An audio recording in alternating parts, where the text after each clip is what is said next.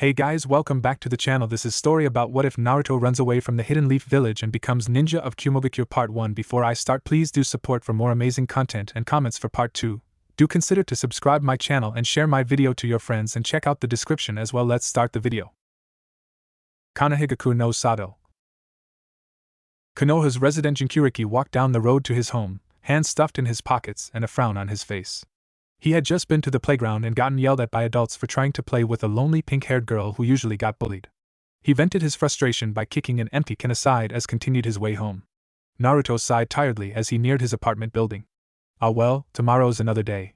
Maybe I'll find a friend tomorrow. As his door came in sight, Naruto felt that something was wrong. The door was slightly ajar. Running up the last few steps and tripping in the process, he got to his door and opened it to find his residence completely trashed. The villagers had broken in again. Damn it! Naruto inspected the damage done as he clenched his fists and gritted his teeth, seething with anger. Why can't they just leave me alone? It's always me they decide to bully at the academy, it's always me the teachers blame, and it's always my fault when something bad is going on. Why me? The question was something he often pondered on. Why was he always the one to get abused in the orphanage school, and by every adult in the village? Though Naruto appeared to be stupid to the majority of people that knew him, he wasn't anything but. There had to be a reason why he was picked on, why he was the village pariah. The boy had racked his brains many times to figure out what it was he had done wrong, but soon enough he realized, whatever he was being blamed for, it wasn't his fault. It had to be someone else's, and the only people coming to mind were his parents. If his parents were to blame, then why did the Hokage tell him they were great people? It didn't add up. Naruto looked around his demolished apartment. The couch was ripped open, the kitchen was full with glass shards and spoiled food, and his bedroom was in the same horrible state as the rest. Graffiti adorned the walls, spelling out hurtful things. Naruto fell to his knees. He couldn't do this any longer. Not anymore. I can't stay here any longer, Naruto said out loud as though struck with an epiphany. Forget the villagers, all of them. Naruto stood up, determined to follow through with his next course of action, and opened the closet, took out a backpack and began to gather his things. 10 minutes later he was done. He packed the bag to the brim with essentials and a few things dear to him, like the ramen bowl he got from his Tuchi and Iam, the amiable ramen bar vendors. I'm sorry, Gigi, but I can't stay here any longer. I won't stay here any longer. This village can go to hell. I'm done with taking all of this. Naruto spotted his reflection in broken shards of glass and frowned. His clothes were too bright, meaning he would be easier to spot. Quickly he took off his beige shorts and green shirt, packed them and put on his only pair of black pants and sweater. The boy reached for his pair of goggles and froze. It felt weird taking the birthday gift with him, he had gotten them only a few weeks ago. No, they would remain in his apartment, and serve as an item for the third to remember him by. Time to go, Naruto, he resolved, strapping on his kunai and shuriken pouches given to him by the academy as he made his way to the door. Outskirts of Konoha. Naruto panted heavily, reiterating curses under his breath as he finally made a stop, just a mile or so out of Konoha. He felt a maelstrom of feelings going through him, anxiety, sadness, and euphoria all at the same time. He could barely believe he got out of Konoha without being spotted. I'm free! I actually did it! A ruffled sound startled him out of laughter, and into silence he could have sworn he heard something. Deciding he should better get a move on, the blonde grabbed his bag from the ground and began to run north. 2 hours passed and Naruto fell to his knees, exhausted. Panting heavily, he opened his bag and took out his water canteen and some food he packed up prior to leaving. He ate quickly and was about to roll out sheets and go to sleep when he heard something. Fear gripped him as he heard a voice, a deep voice that seemed unusually cheerful. Naruto drew two kunai from his pouches and crouched as he surreptitiously made his way to the source. He saw light. It was dim but there. Warmth crawled over his skin, and between the bushes he saw a black man making weird sounds and writing something down, sitting on a fallen tree with a fire before him. He was cooking up some fish. He took the time to look closer at the huge man. He was black, muscular with white blonde hair and mustache, several tattoos on his arms, and was dressed in shinobi garb. Most noticeably, he had an odd, one-shoulder-strap flak jacket, and the headband fastened to his forehead bore clouds. A Kumo ninja! Naruto's mind shouted. I better get out of here before dash. Yo, kiddo, want to come out? Naruto yelped and turned to make a run for it, but he was blocked by the imposing figure. Naruto cursed, closing his eyes, expecting some kind of physical punishment any moment. Open your eyes and be surprised. He opened his eyes to see the man smiling and offering a fish on a stick. Naruto slowly took it and followed him to the campsite. Naruto sat down on the ground and nibbled at his fish, still a little hungry. The name's Karabi, by the way. Now tell me, what's your name? Naruto's eyebrow twitched. The name is Uzumaki Naruto, he said after a moment. What are you doing out here, Karabi-san? I thought Kumo was neutral with Konoha. Aren't you trespassing? Karabi shrugged and threw the mauled fish aside. The treaty allows us to go on border patrols and missions, you see? The serious tone made Naruto see the man in a different way. He isn't as goofy as he makes himself out to be, just like me. So, are you going back to Kumo soon? Naruto asked between mouths full of fish. Karabi nodded, resuming his humming again whilst eating. Naruto emulated him and silently ate his fill, ignoring the question he was burning to ask. I'm not out to hurt your Hokage, yo! Karabi suddenly shouted. The Kumo shinobi laughed as Naruto jumped. Naruto cursed loudly at Karabi, flapping his arms screaming, What the hell is your problem? Only to be further annoyed by Karabi, whose laughter continued. Besides, the blonde said when he regained his bearings, it's not like you can take on Gigi. He's the most powerful ninja in Konoha. Karabi's laugh died down into a chuckle before stopping completely. I wouldn't underestimate me, yo! Karabi began to make those weird sounds again, taking out a notepad and a pencil before he began singing or whatever it was he was doing. Cause I dance like buttery fly and sting like a bee. I ain't to be underestimated cause I am the killer bee. Would you stop doing that? Naruto snapped at him, causing Karabi to once again roar in laughter as the young blonde yelled at him. Naruto was out of breath and dropped to the ground. Really, what's your problem? I ain't got a problem, yo! Karabi said with a chuckle.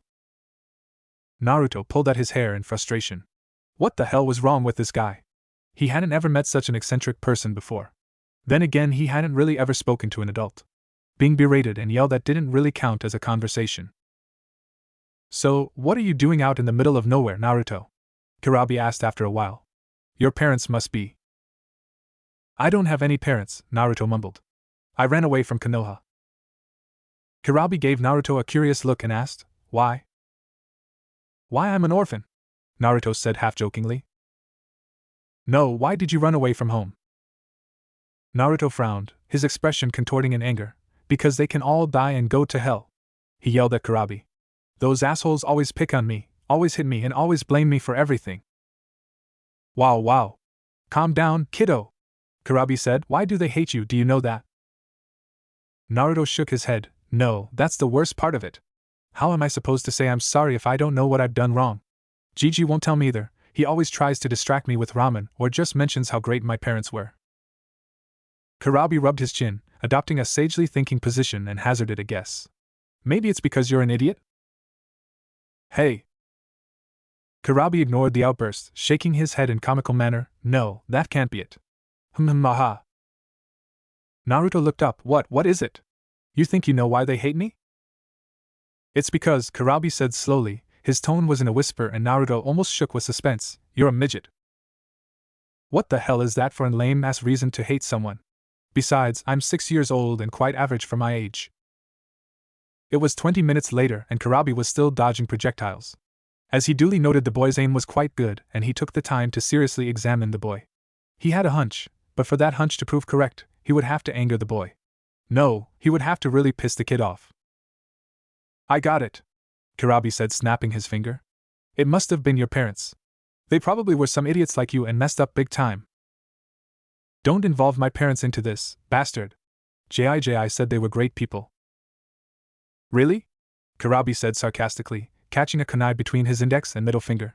Then how come they're dead if they were so great? I got it. You were such a disappointment, they killed themselves when you were born. Or they just pretended to be dead so they wouldn't have to have anything to do with their idiotic son. Shut up, Naruto said, tears starting to roll down his cheeks. Just shut up.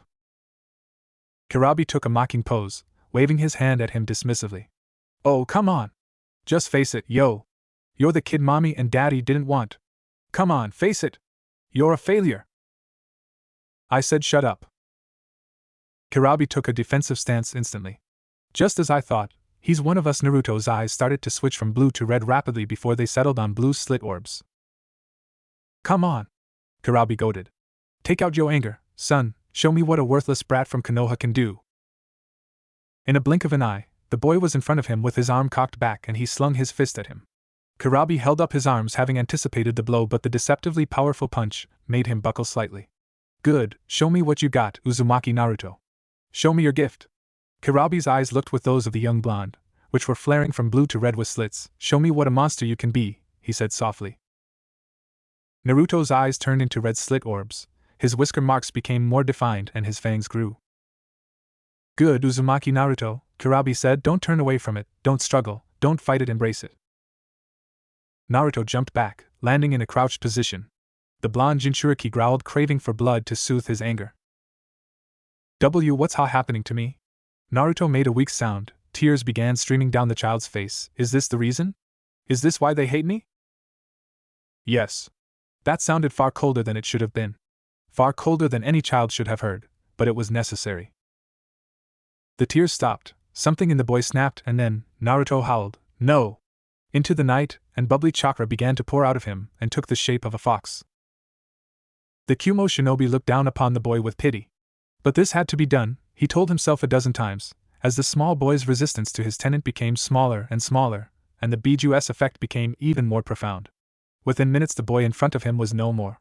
The sweet and innocent child was replaced something that resembled a monster. Karabi dodged to the left, narrowly avoiding the chakra appendage thrown at him at surprising speed, charged lightning chakra through his right arm into his fist. Karabi charged at the younger Jinchuriki, swiftly ducking under another claw and sidestepping the small blasts coming from the boy's mouth. Raiken! The lightning fist slammed in the boy's stomach sent him flying in twirls through a tree and lodged into a boulder, but he quickly got loose and charged the shinobi, his deep wound healing already. Karabi ducked under a claw swipe, leaned back on his hands, standing on them as he propelled the boy into the air with two heavy boots in the stomach. The child landed on all fours and growled menacingly, looking Karabi in the eyes with nothing but craving for blood, for pain, for misery. The boy grew his second and third tails. It's time I finish this, Karabi said out loud, channeling chakra into his right hand. Don't hate me when you wake up, kiddo. With a burst of speed, Karabi took Naruto by surprise and held him up by the neck with his left hand, ignoring the singeing of his skin, and slammed his fingers into the boy's stomach. Gojo Fuin! The skin peeled off his hand as Karabi executed the jutsu.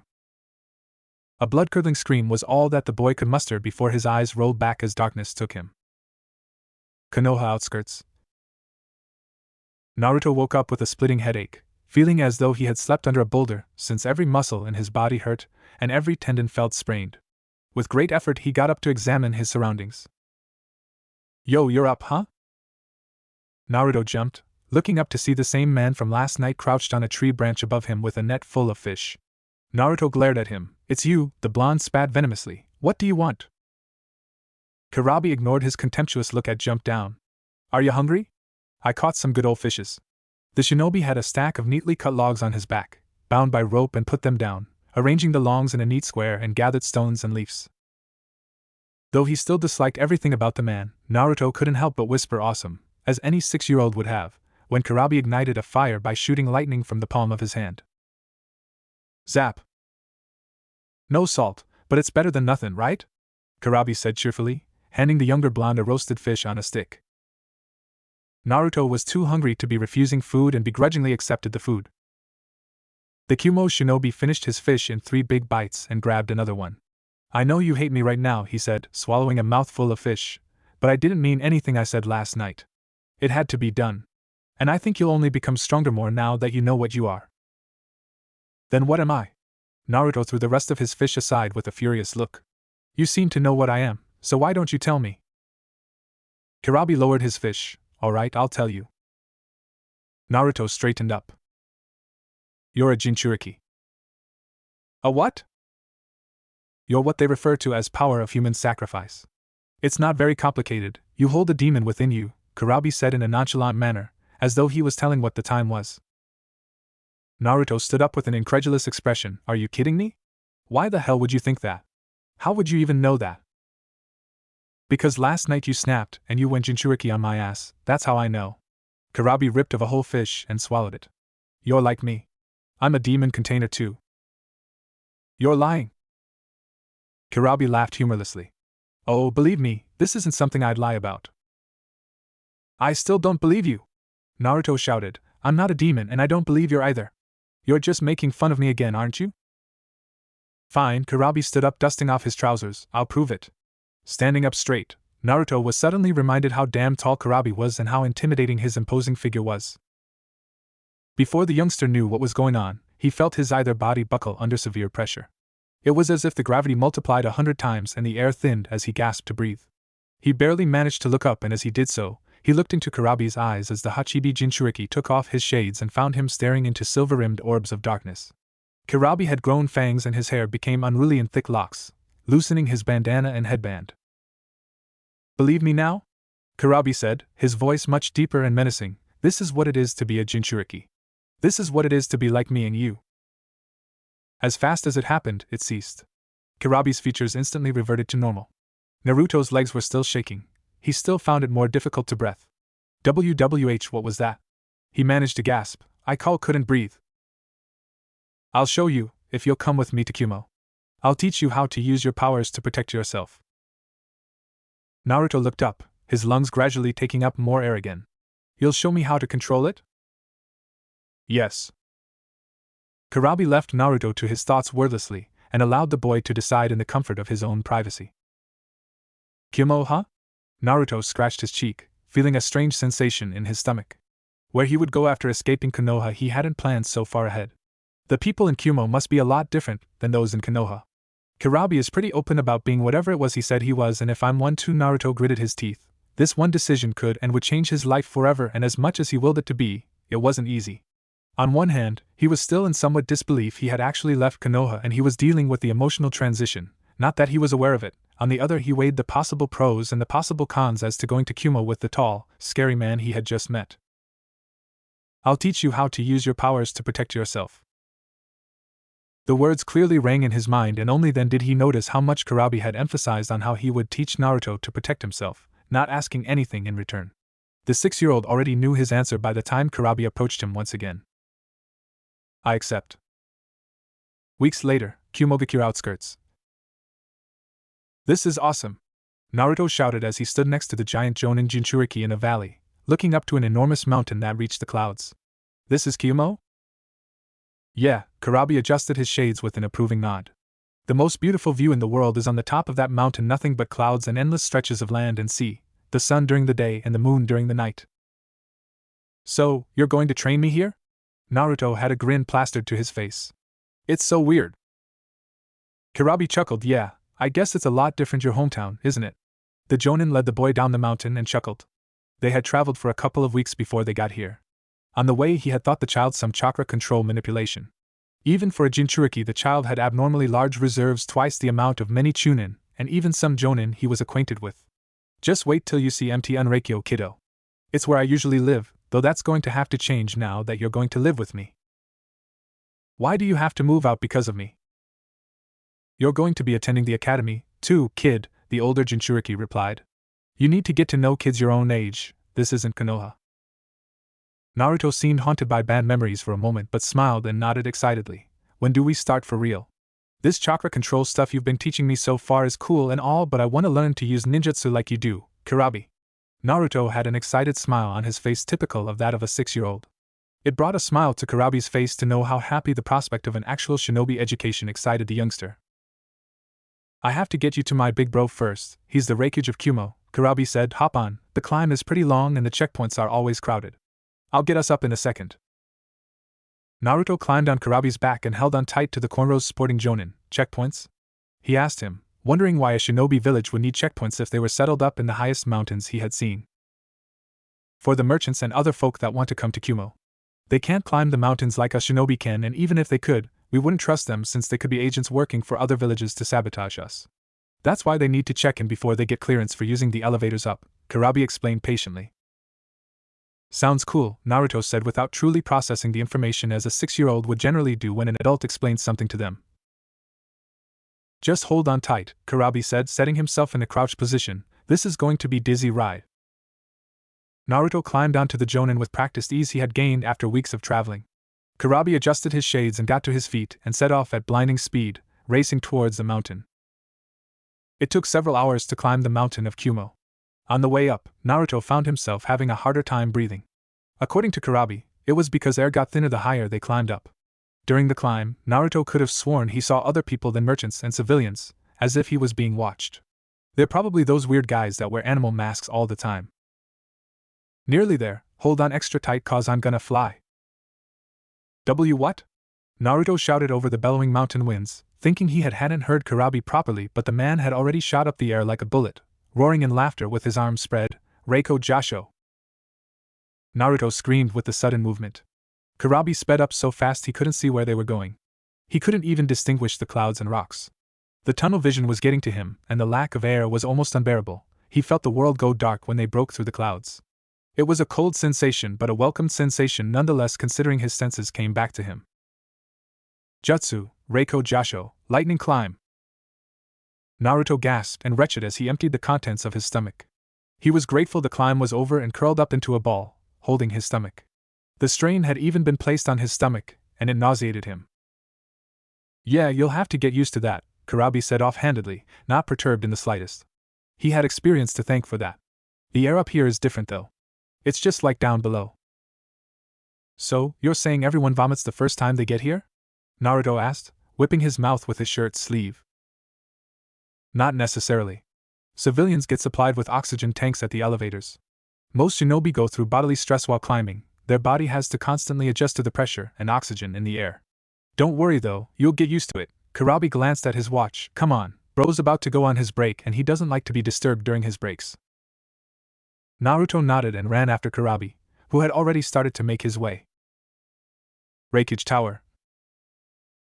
I'm telling ya, just let me see Big Bro, he has to see this kid immediately. Kurabi argued with the Reikage Tower guards. One of the Chunin was giving him a particularly hard time, and was getting on his nerves. You're just going to get an ass kicking if you don't let me through, J.I. J.I., another black-skinned Kumo Chunin, shook his bald head. No can do, Kurabi-sama, the Reikage-sama is finishing up with the Ryusa clan head. Hey. Kurabi yanked J.I. a foot off the ground and threw the Chunin aside. Let's go, he said to Naruto, who stood behind him with a pleased grin. The other Chunin did not dare to attempt to get in their way, too intimidated to even think of crossing Kurabi. Kurabi wasn't known to be a man to use force to get to his destination, but if he did, it was best to just shut the hell up and pray he wasn't going to take his frustration out on you next. They climbed the long white marble steps of the Reikage Tower. Naruto looked back and looked in awe at the view below.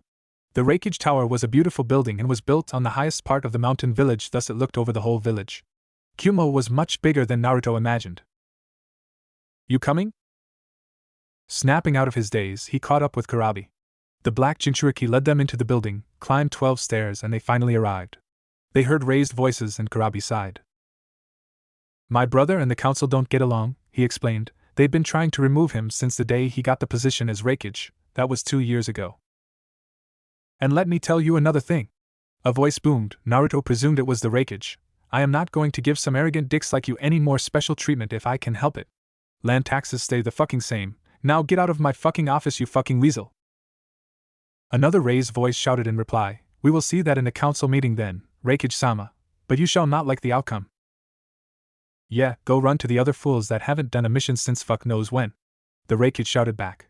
Go on, run home and have your clan elders bitch at you. Just when the duo reached the office, the doors flew open and an enraged man in fine silk robes stormed out.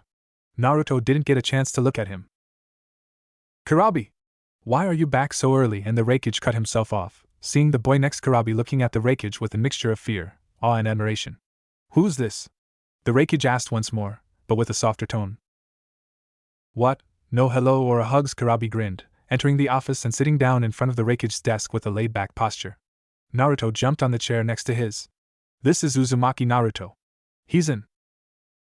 Aha, I know who this is, the Reikage cut off Kurabi. This is the Nine-Tails Jinchuriki, right? Yeah, how did you know that? Kurabi asked. There's been rumors all over the place, the Reikage said, about an Uzumaki kid with the power of the nine-tailed fox. The Reikage trailed off, as though he meant to say more. For a moment the Reikage looked at Naruto as though he had met him before. Funny, Kurabi laughed, I never heard of that gossip. So, the Reikage said, cutting to the point, you want me to accept another troublemaker in the village? We got you and Yujito already. There are others? Naruto jumped up in his seat with an excited glint in his eyes. You mean more like me and Kurabi? Such disrespect, the Reikage grunted. But what can I expect if he's been under Kurabi's influence longer than a day? Bro, Kurabi ignored the blonde Jinchuriki. I want to train the boy to use his powers. No. Taken back by the abrupt answer, Kurabi looked at his brother and repeated, No? No, the Reikage firmly repeated. Why? Kurabi demanded, standing up and slamming his hands on his brother's desk. Why can't I teach the boy? He's a good kid and could also be a spy, his brother cut off. Why waste resources training our enemy? He ran away from home for reasons you should know and understand, Kurabi argued fiercely. He agreed to become a Kumo shinobi. He's agreed to be a protector of this village just like me and Yujito. The Reikage stared into his brother's eyes, shining with determination behind his shades. All right, he gave in, but he'll be on probation and under heavily guard. I won't be able to send him on any missions close to Konoha for a while in case they recognize him. That's fine, I'll teach him myself, and he isn't the ungrateful kind. He'll come to love this place, and he'll do everything he can to protect it. The Reikage sighed. You're putting your big brother in a rough place. The council is already looking to kick my ass out of the tower. Just stay out of trouble, the both of you. I promise nothing. Kurabi fist pumped. He turned around and grabbed Naruto by the collar of his shirt, yanked him off the seat, and dragged the child with him. As they left, Naruto clapped his hands together and made a respectful bow to Reikage, who just chuckled at the idiocy. 6 years later, Kumogakure Academy for Shinobi Arts. Naruto aged 13. Graduation Day. Naruto had been looking forward to this day ever since he was enrolled into the Kumogakure Academy for Shinobi Arts. This day would be a landmark in his career as a shinobi, and he couldn't be happier. In actual fact, Naruto could have graduated years ago. He was certainly skilled enough, but Kurabi never consented to the idea. Not even for a second did he consider allowing Naruto to miss out on connecting with his peers. The same went for the blonde's less than amiable counterpart, Yujito. Yujito was the Jinchuriki of the Nibi no Bakeniko, and she had been brought to Kumogakure a few months before Naruto. Naruto didn't know what her circumstances were, but from her disposition and Kurabi's implications, she had lost control of the Nibi as a child and had done something horrible. Yujito originally hailed from a small allied village from Kuni, Hot Spring Country, and that was all she had ever revealed to Naruto about her past. Though the two trained together under Kurabi most of the time, they certainly did not see eye to eye. Unlike Naruto, who was laid back and rather friendly, Yujito was an impassive, straight-by-the-book type of shinobi who believed strictly in following and upholding all shinobi codes and regulations, values she would almost always impose on Naruto whenever he acted out of line. For his part, Naruto believed Yujito to be arrogant and too bossy to get along with, hence why the two never became friends. That, and because Yujito was a prodigy by genius standards and excelled quicker than Naruto did, in all shinobi arts but one, taijutsu. Taijutsu was Naruto's pride and joy. He loved ninjutsu, pretty much any form of jutsu aside from genjutsu, but taijutsu was the single one art nobody his year could beat him in, aside from maybe Yujito. Naruto's skills in taijutsu had been cultivated and perfected from years of fighting Kurabi, one of Kumo's strongest shinobi, and the experience had helped. Sure, he broke a few bones here and there in process, but what he got in return was worth it. Kurabi had estimated he could be Jonin level in taijutsu if he kept it up, and Naruto had, always coming out on top in any physical confrontation class taught in the academy, hence why today during the Kenjutsu examination he could practically feel the apprehension of his classmates. Naruto was brought out of his musing by a nudge from fellow student, Sawada Tokushiji, a short of stature student he got along with rather fine. Trudging up a few steps, the next pair were called for their Kenjutsu examination. Next, Kobayashi Nobori vs. Saido Hari. Naruto cupped his mouth and shouted, "Kick his ass, Hari!" The next day, MT Unreikyo. Come on, show some backbone. Kurabi threw a punch meant for Naruto that crushed a tree easily instead, ripping through it like a hot knife through butter. The Jonin turned and went to grab the genin but missed. You can run, but can you fight?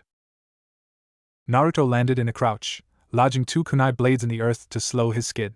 They'd been training for 2 hours straight with no breaks. He was near his limit. Shut up! Naruto shouted back, charging at the Jonin with his blades in front of him in a defensive hold. He jumped in the air, somersaulted and heel dropped Kurabi on the left shoulder. The Kumo Jonin didn't even flinch and delivered an open hand palm strike back. Naruto flew into a tree, cursing his teacher under his breath. What was that?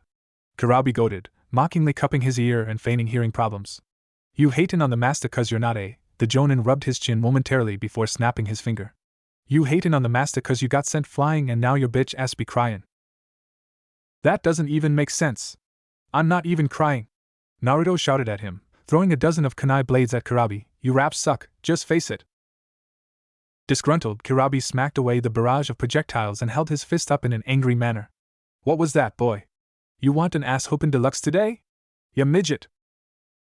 Bring it on! Student and master charged each other.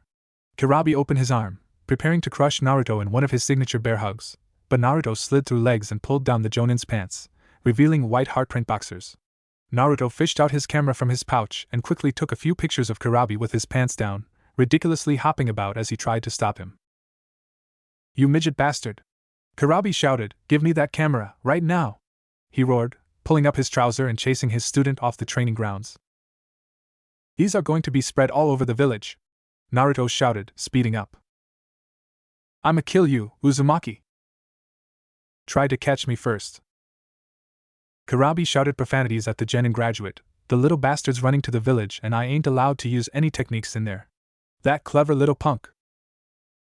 Naruto laughed hysterically, jumping from rooftop to rooftop, with an enraged Kurabi behind him. I'm going to cut you up, boy! Kurabi shouted, catching up with Naruto. Naruto laughed, that's if you're actually going to catch me. With a burst of speed, Kurabi jumped in front of him, his arms wide and tackled Naruto, pinning the blonde on a rooftop below. Haha! Not so funny now, huh? Naruto grinned, a twisted look on his face. Actually, this is so funny since you didn't notice me slip away. What? Poof! The Naruto he caught turned out to be a clone. Cursing, Kurabi launched himself of the rooftop, utilizing lightning chakra. Screw it. I'd rather have another lecture than being humiliated like this. A half a mile away, Naruto landed in front of the Reikage Tower and came to a stop, resting his hands on his knees. Muse must have lost him, he panted. Stupid Kurabi team. Brat. Naruto looked up to the sky to see Kurabi coming down, one of his 7 blades in his hands. Shit! Was all Naruto could say before he was crushed under his sensei's weight. A quick and brutal beating later, Naruto got to his feet and held his head. That hurt, Naruto complained, nursing the bump on his head. Now let that be a lesson, boy, Kurabi said. You can't defeat the undefeated, you can't outrun the lightning, and you definitely can't. Okay, I get it. Naruto cut off his sensei, earning himself another punch in the head. Why? Naruto rolled over the floor, fighting back the tears in corners of his eyes and gritted his teeth, cursing his sensei. You need to learn respect, boy. What's going on here? A loud voice demanded. Looking to their left, they saw the Reikage walk down the stairs of the Reikage Tower. The Reikage, or the bigger version of Kurabi team as Naruto had once put in, scowled at the pair, crossing his arms over his chest and shaking his head.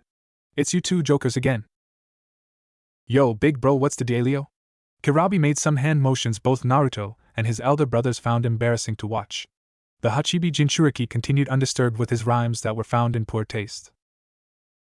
Reikage-sama, Naruto said with comical tears, clinging on to the Reikage's leg. Save me. I said, what's going on here? The Reikage demanded once again, eyeballing his brother and shaking his leg to remove the blonde nuisance. What's all this ruckus about this time? He hit me, Naruto said, childishly pointing at Kurabi, who pointed back. He took a picture Ma draws. But he hit me. Ma draws, man. Ma draws. Enough! The Reikage shouted. Kurabi, there's a Jonin meeting in 20 minutes, go prepare yourself. This has to be third fucking time I reminded you. Aight. And stop using that ridiculous language, the Reikage added as his sibling took off. And you! The Reikage turned to Naruto, you blonde little nuisance motherfucker, get out of here or I'll find you some nice D-rank missions to do, got. Naruto had already taken off at the words D-rank. Stupid brat. Giving me problems every day, the Reikage mumbled. What are you looking at? He shouted at a staring Chunin who immediately faced the other direction. Ugh, I need a drink. The idea of Naruto's undoubted revenge through pranks in the near future got another heavy sigh out of the Reikage, a strong drink. Naruto walked down the roads of the village with his hands in his pockets, grinning to himself. He had sent a clone with the camera footage to his apartment. By tomorrow, everyone would see them and have a good laugh at his sensei's expense. A little humiliation will teach him to mess with me. Yo, Naruto!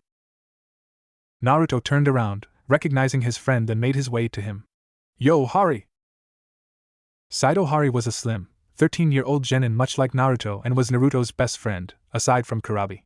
Hari was wearing green-grayish cargo shorts, a black shirt and a black bandana that partly covered his left eye.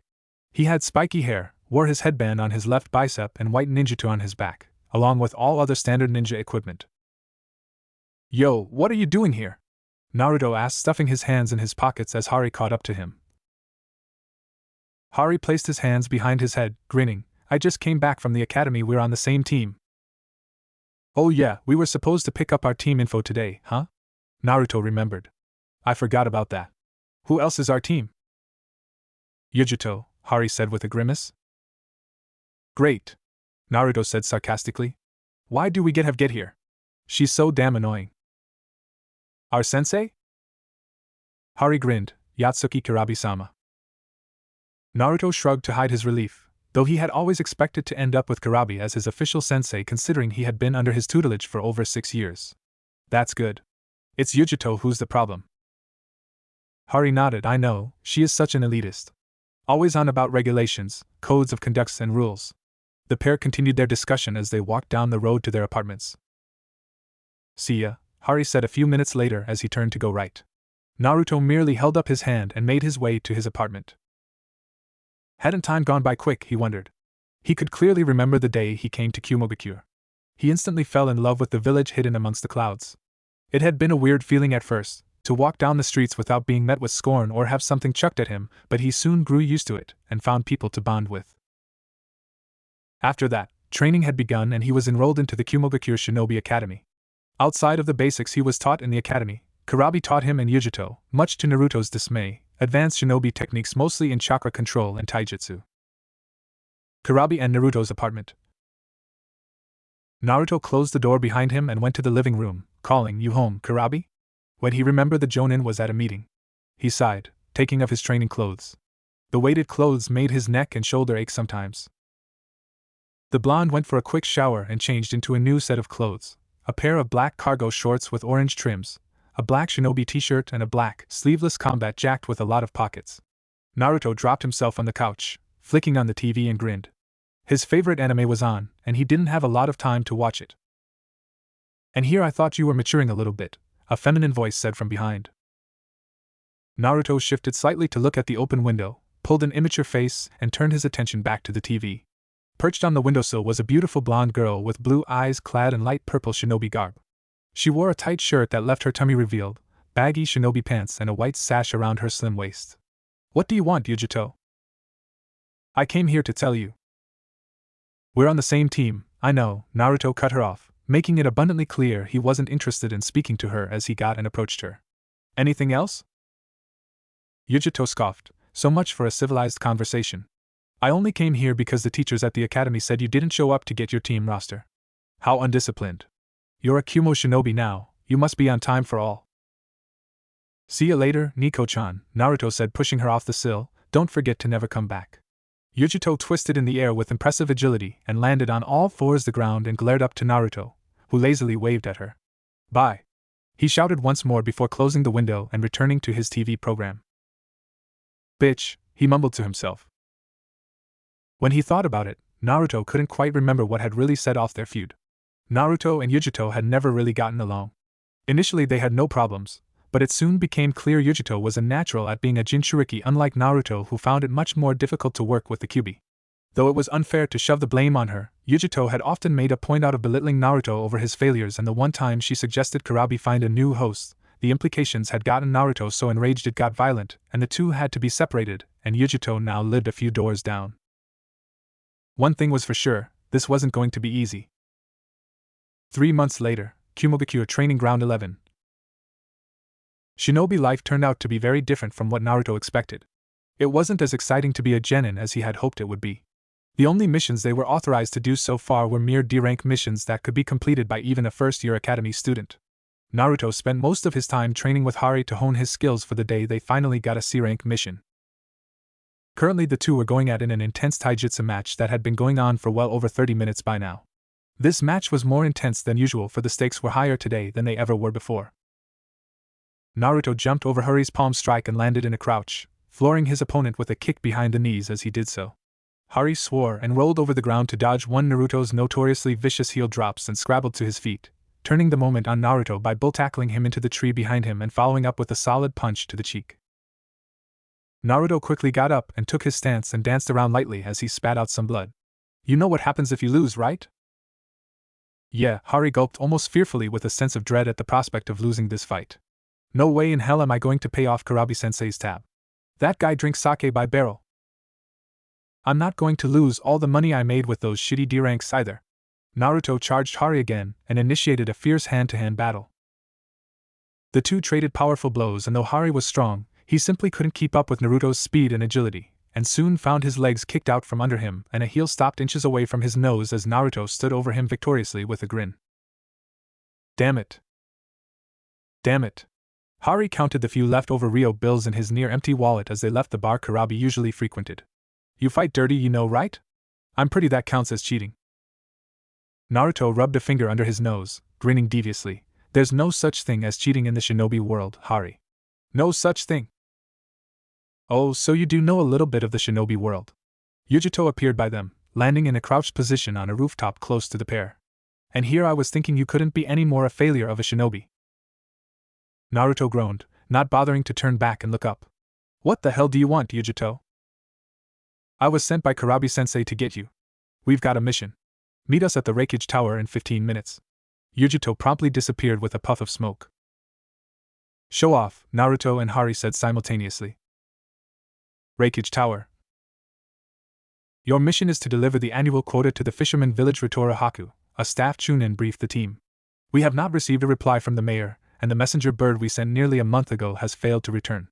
Your secondary objectives are to inspect the village and submit a report upon returning. This is a C-ranked mission, packed for a minimum of 7 days. Dismissed. Naruto shoved his hands in his pockets. I'll go get my stuff. Kurabi looked at the clock in the mission hall. Meet up at the southern elevators in 1 hour. If you're late, you're carrying all the bags. Instantly, his pupils took off to their homes to collect their equipment. Kurabi proceeded to climb a few stairs and entered his brother's office. And Ritoro-haku, Japanese for Little Ketch, is a small village in the Fisherman Islands, under the protection of Kumo, that is surrounded by rivers that lead to the sea. Much mystery surrounds this village and its neighboring islands. You cleared us for admission out of the village already? Kurabi asked his older brother as he took a seat, eyeing his brother for any signs of worry. The Reikage wouldn't openly admit it, but over the years he had developed a bond with Naruto, and could even go as far as saying he was like another younger brother or a nephew. Are you sure about this, big bro? Just go, the Reikage said, seemingly bothered by something. And hurry back, these kids need training for the upcoming chunin exams in Konoha. You're sending teams to Konoha? Kurabi turned once again with an eyebrow raised so high it was visible over his shades. Now that's surprising, bro. Are you sure it's cool considering Naruto's past? Yes, now get going. The Reikage barked, spinning his chair to look out of his window. You don't have to be frontin' on me, yo. Kurabi quickly ran out of the office, narrowly avoiding a desk lamp his older brother hurled at him. Younger brothers, the Reikage groaned out loud as he poured himself a drink, turning to the picture of a beautiful lady on his desk. If only I knew how you handled us, mother. Naruto looked sourly at Yujito as they stood on the descending elevator. Why did she have to be in my team again, he wondered. Yujito caught Naruto's stare and stared back impassively, as if to say, I don't care what you're thinking, you're below me anyway. Naruto looked away, not wanting to blink first. It was stupid to try to win a staring contest against a Jinchuriki with a cat demon in her. Despite feeling anxious about his first mission away from Kumo, he felt different somehow. As if he had grown 10 inches. Here he was, going out on a C-ranked mission with his team, leaving the village for the first time in 6 years. He was glad Kurabi was his sensei. He wouldn't have wanted to experience this for the first time without his closest friend. Naruto looked at his other best friend, Hari. The teen looked as anxious as he did, yet he had an eager expression on him. Naruto finally glanced back to Yujito, unsurprised to find her as impassive as ever without a single emotion on her dispassionate exterior. Naruto shook his head. What was wrong with this girl? He didn't expect her to be carrying her emotions on her sleeves, but what in the world had happened to her to make her so icy? How are you guys feeling about first C-ranked mission? Kurabi asked, adjusting his 7 swords as they continued to descend the enormous mountain upon which Kumogakure had been settled for years. The odds are we probably won't be facing any shinobi on the way there, but there's plenty of other scum out there. Naruto was anxious but confident. I feel fine, great even. It's the first time I've left Kumo in 6 years, but something tells me we're going to be alright. I feel the same way. Hari joined in. No low life will best me in combat, Yujito remarked, to which Kurabi shook his head. Don't presume bandits don't know jutsu. They may not know ninjutsu, which is the way we refer to it, but they can still be able to manipulate chakra and use their own techniques. Like the samurai in the north and the east, Kurabi explained, to which the team nodded. Half an hour later, they finally reached the main grounds. They had taken one of the shinobi elevators, and at the exit point there were a few dozen shinobi stationed at the registry counter. Have a good one, a chunin said as they walked past. Watch out though. We've had some reports of bandits being sighted a couple of miles from here. Those bastards are sneakier than shinobi if they have to be. 5 days later. Finally! Naruto shouted as they reached the outskirts of the village. The 2-day trip had seemed so much longer. What a dump!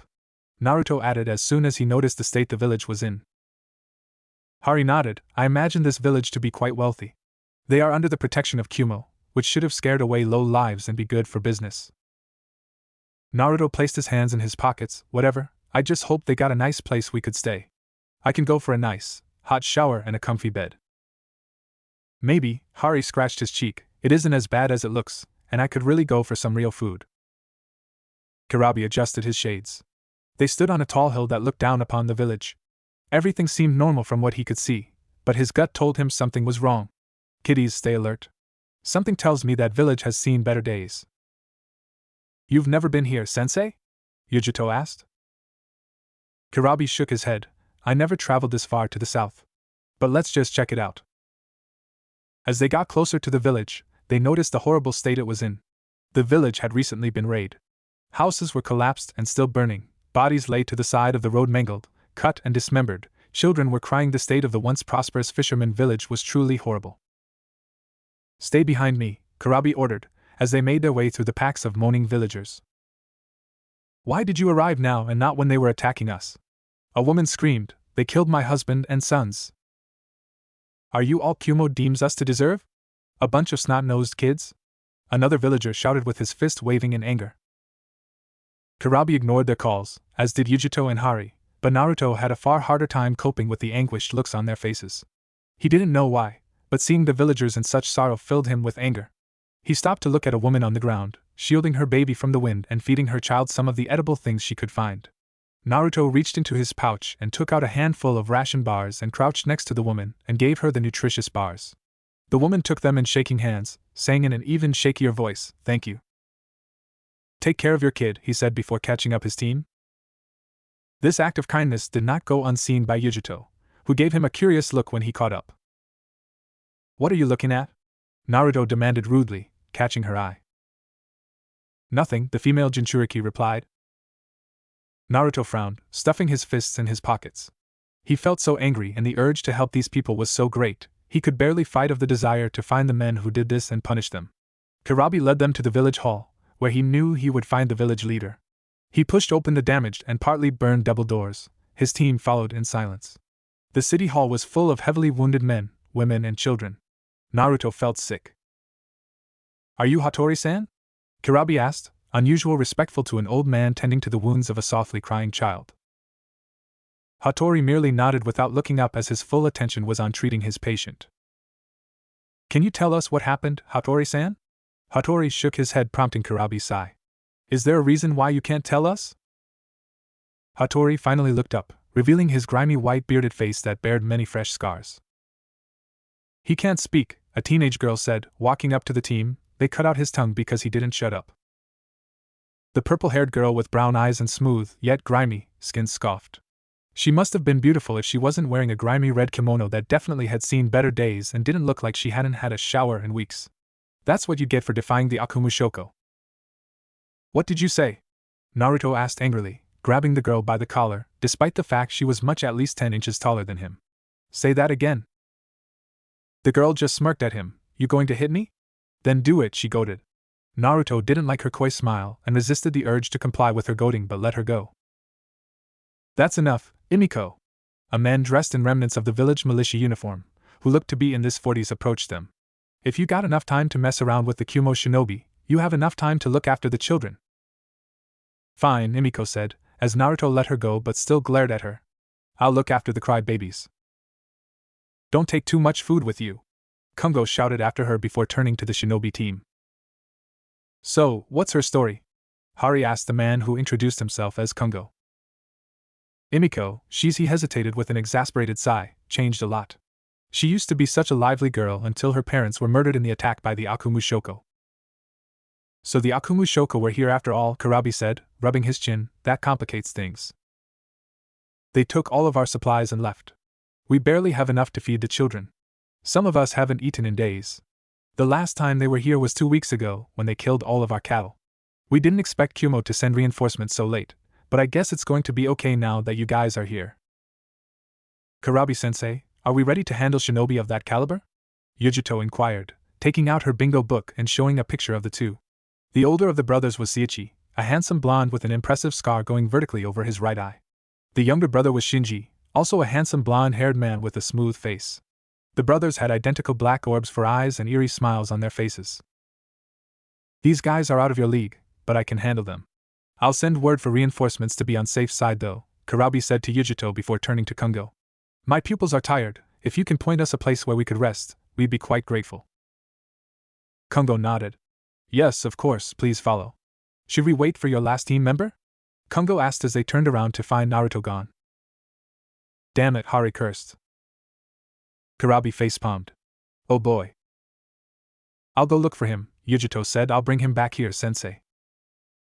Yeah, thanks. Naruto leaned against the wall, a frown on his face, his anger swirling in a violent vortex within his heart. The cries of the children shook his very soul.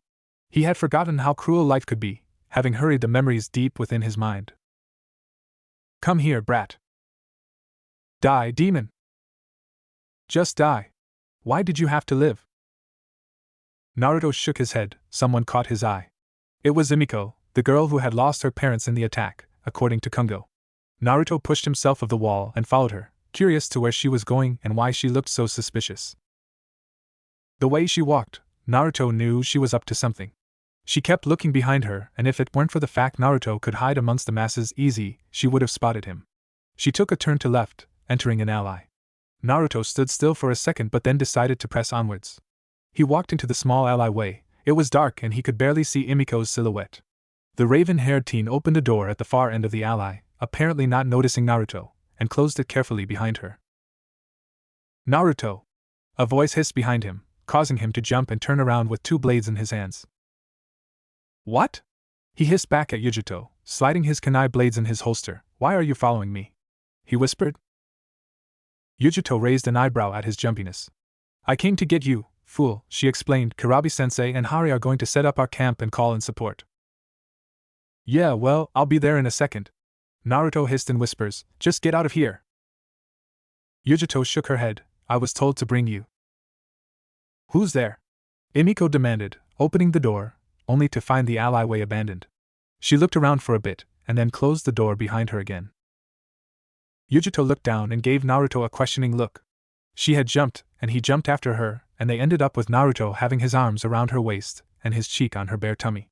Naruto, realizing their position, quickly let go, and landed silently in a crouch. Yujito landed next to him. Lower your voice next time, Yujito told him. Naruto slapped his forehead and went to the door, and placed his ear on it. He could hear voices. Who was it, Imiko-nichin? He heard several young voices ask. No one, just a cat, I think. Imiko's voice said, now eat up your food. There might not be more for some time. Aren't you going to eat? A young girl's voice asked. No, I'm not hungry. Naruto stepped back. She was bringing those kids food and he doubted she was allowed to do it, with her attempt to silently disappear in the crowd of hungry villagers. The blonde swallowed thickly and looked to Yujito, who stared impassively back. Come here, she ordered him. He was not up for a debate, and closed into her, and she grabbed his hand as they shined away. Can't we do anything to help these people? Naruto pleaded with Kurabi. They're starving and they're sick and they're. I know that, Naruto, but we have to receive further instructions first. It was one of the rare occasions Kurabi was serious. We can't request emergency supplies without the agreement of the Raikage and the council, and that can take a while. Fine. Then I'll help these people my way. Naruto said angrily, he said, turning around and storming off. Don't do anything stupid! Kurabi shouted after him, but Naruto was already gone, prompting Kurabi to sigh. That kid is too attuned to misery. But perhaps it's only natural, considering what he's been through. Hari stood up and looked to Yujito. Let's keep an eye on him, in case he does something stupid. Yujito shook her head. No, you go, she spoke with her usual impassive tone. I will stay with Kurabi-sensei and do what is within my orders. Hari scowled at her. Suit yourself, he said, picking up his backpack and running off in the direction Naruto went. Yo, Hari greeted, landing in a crouched position, on a tree branch near Naruto, who had stripped to his boxers and summoned a dozen shadow clones. Hey, Naruto said, keeping his eyes on his clones, what are you doing here, Hari? I came to help you out, idiot, Hari said, jumping out of the tree and taking of his backpack, shirt, pouches and holsters. That's what friends are for, right? The teen said, ruffling his gravity-defying brown hair. Naruto turned to him with a grin. Yeah. So, why are we standing shirtless again? Hari asked. I'm assuming you've got a plan. You do have a plan, right? Naruto nodded. This river is full of fish, but it's been taken as those Akumu brothers' territory. They're too scared to come here and fish. Wait, Hari cut him off. You do know we can get killed, right? The Akumu Shoko aren't a joke, Naruto. They're psychopath killers. People are dying whether it's by their hand or not, Naruto countered fiercely. I'm going to catch a huge amount of fish in a couple of minutes, and if I'm lucky, we won't get caught. Whatever it is you're going to do, you're sure as hell not going to do it without me. We're teammates now. Naruto grinned and walked to the edge of the river, his clones standing behind him. He crouched and closed his eyes, channeling lightning chakra into his fingertips. He flinched, accidentally zapping himself, but pressed on. If Kurabi could literally do this while sleeping, he should at least be able to do this little trick while concentrating. Naruto grinned, finding his center of control with his cackling fingers and slowly placed it the water. His clones emulated him. The river water began to bubble and slowly, as he increased the chakra output, more and more dead fish emerged. Naruto managed to do this for a minute, before giving in and losing control. The loss of control on lightning chakra backfired and sent him flying 5 feet back, lying on his bare back with a deep, singing wound on his chest. Zap! Naruto! Hari shouted, rushing over to his friend. He took a look at the blonde's wound and felt his stomach churn. The flesh had gone black-grayish, and the blood had nearly immediately dried up with the blast impact. Fuck! Hari cursed, hang in there, I'll get the food, those people need to eat. Naruto mumbled his eyes before passing out. Hari nodded, carefully placing the blonde down and rushing into the river with the other clones and collecting the fish. Across the river. Look at that! An overweight samurai said, looking through the binoculars in his hands. 2 kitties just fried the river. What are you on about? Another samurai asked. You've been hitting the sake early again, haven't you? No! The first protested, shoving the binoculars into his friend's hand. Take a look. With a scoff, the second bandit looked through the binoculars and gasped, nearly dropping it. The blonde one made clones and they're solid. I told you. We need to tell the boss. Of all the stupid things you did, Yujito began to lecture as Hari dragged in Naruto inside. Just let it go, alright? Hari cut her off, helping Naruto on the ground. Instead of lecturing us, how about you help us out? Yujito scowled. I'm not getting involved in this foolishness, she said before swiftly turning around, exiting the tent. You were right, Naruto, Hari said to his unconscious friend as he laid him out on his futon. She really is a bitch. They were lucky Kurabi wasn't around. He would have surely kicked their asses for messing with lightning chakra. Especially when they didn't have any prior experience with it. Naruto shivered. Hari quickly exited the tent and grabbed his injured friend's clothes. The clones had stacked up the fish in neat piles. Hari went back inside and dressed his teammate. To his surprise, the wound had already started to heal. Naruto's eyes snapped open and he took a deep breath, clutching his wound. Fuck! The blonde cursed repeatedly. It hurts. No shit! Hari said, his eyes wide open. How the hell are you up? You just electrocuted yourself with lightning. Naruto quickly looked at the wound and then Hari. Shit! Well? Hari asked. Well, what? Are you going to tell me how the hell you healed so fast? Naruto took on a serious expression. I'll tell you later, when we're not on a mission and I can fully explain it. Is it a jutsu? Hari asked, confused. Yeah, Naruto said, capitalizing on the open excuse. It's a secret healing jutsu I read up ages ago. It's really complex. I'll tell you how to do it when we're back in Kumo. Sure, Hari said with a strange look about him.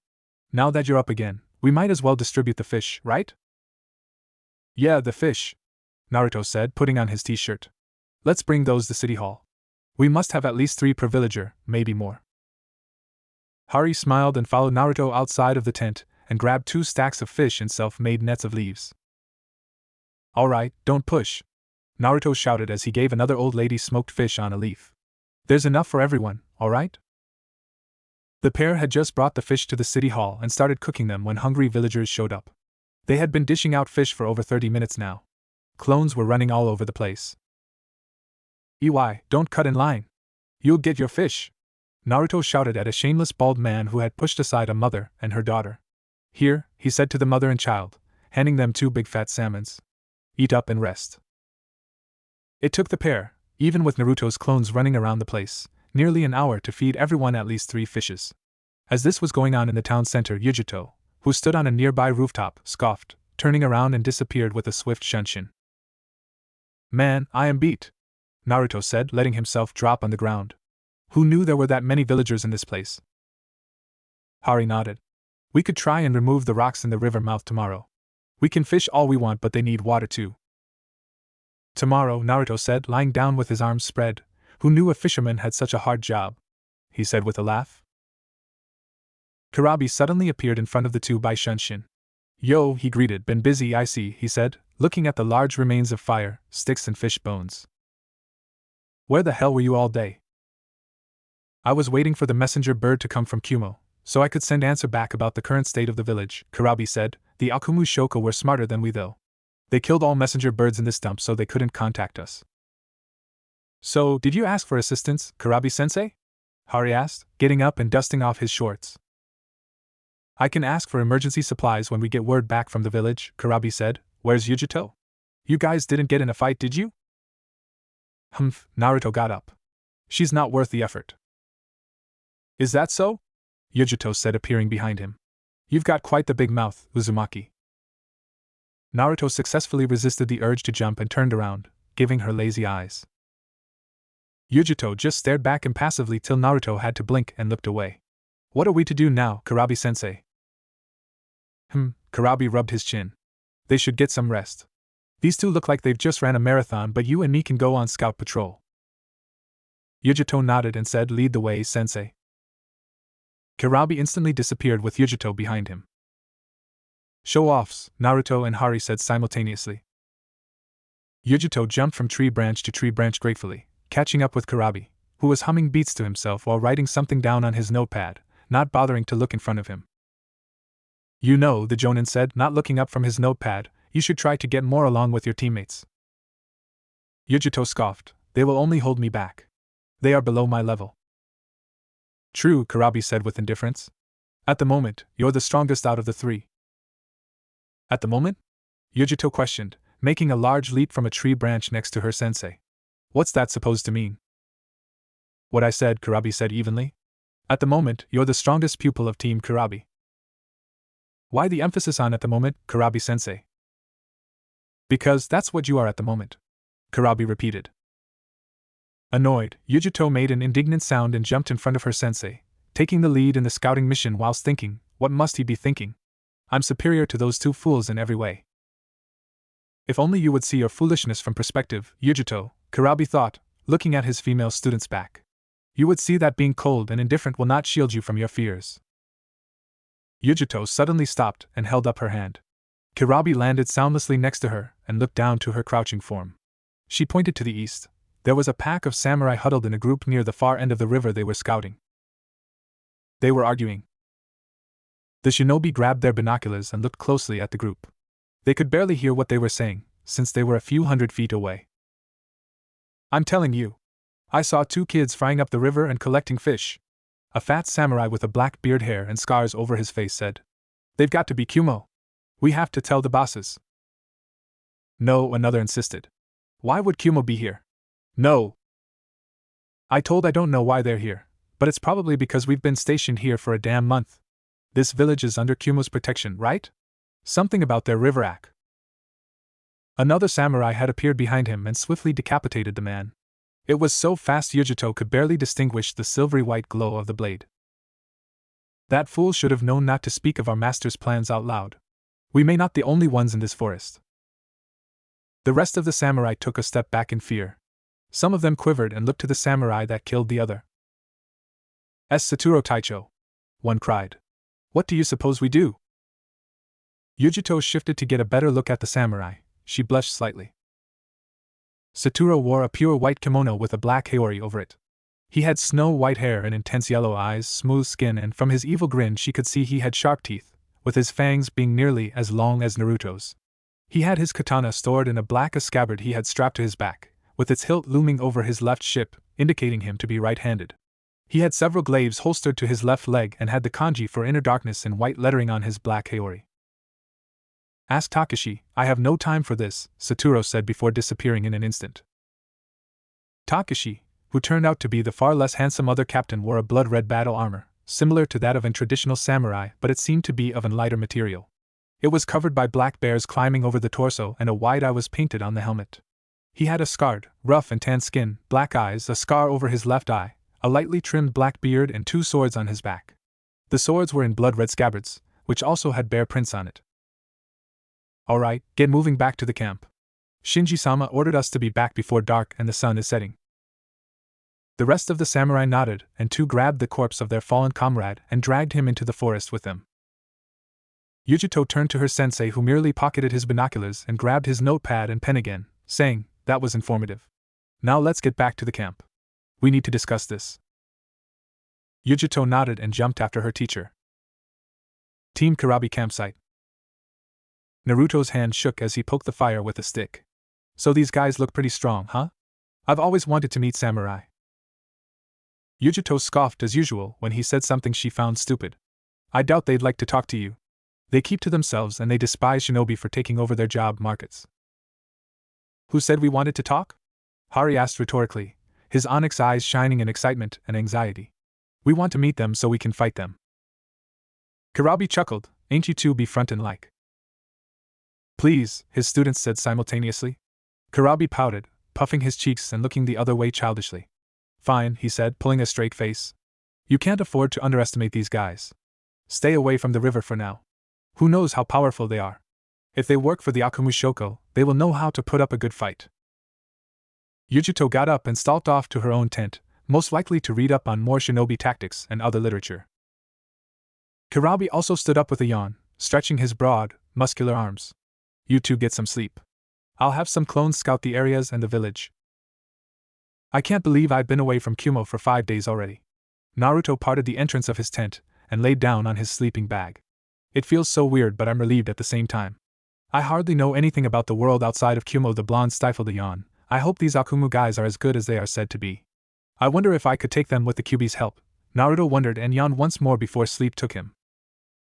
The following morning, the blonde woke up early. Light shimmered into his face through the open slit in his tent. Groaning, he got up and went to the river mouth nearby. He rubbed the sleep from his eyes, yawning once more, and stopped in his track. Yujito was going through taijutsu katas. It was evident she had been up and training for several hours. Naruto took the time to look at her. He was a teenager after all. He had admitted Yujito was beautiful, but that wasn't all that mattered to him. Her personality was unbearable as far as he was concerned, but despite himself, he couldn't help but be a little mesmerized by her. Even sweating and with a face full of concentration, she was quite the beauty. His eyes zoned in on her bare tummy and to her hips and then to her chest and eventually her face. What do you want, Uzumaki? Yujito questioned, going through a roundhouse kick kata slowly and flawlessly. Naruto snapped out his days embarrassed. Nothing, just getting something to drink.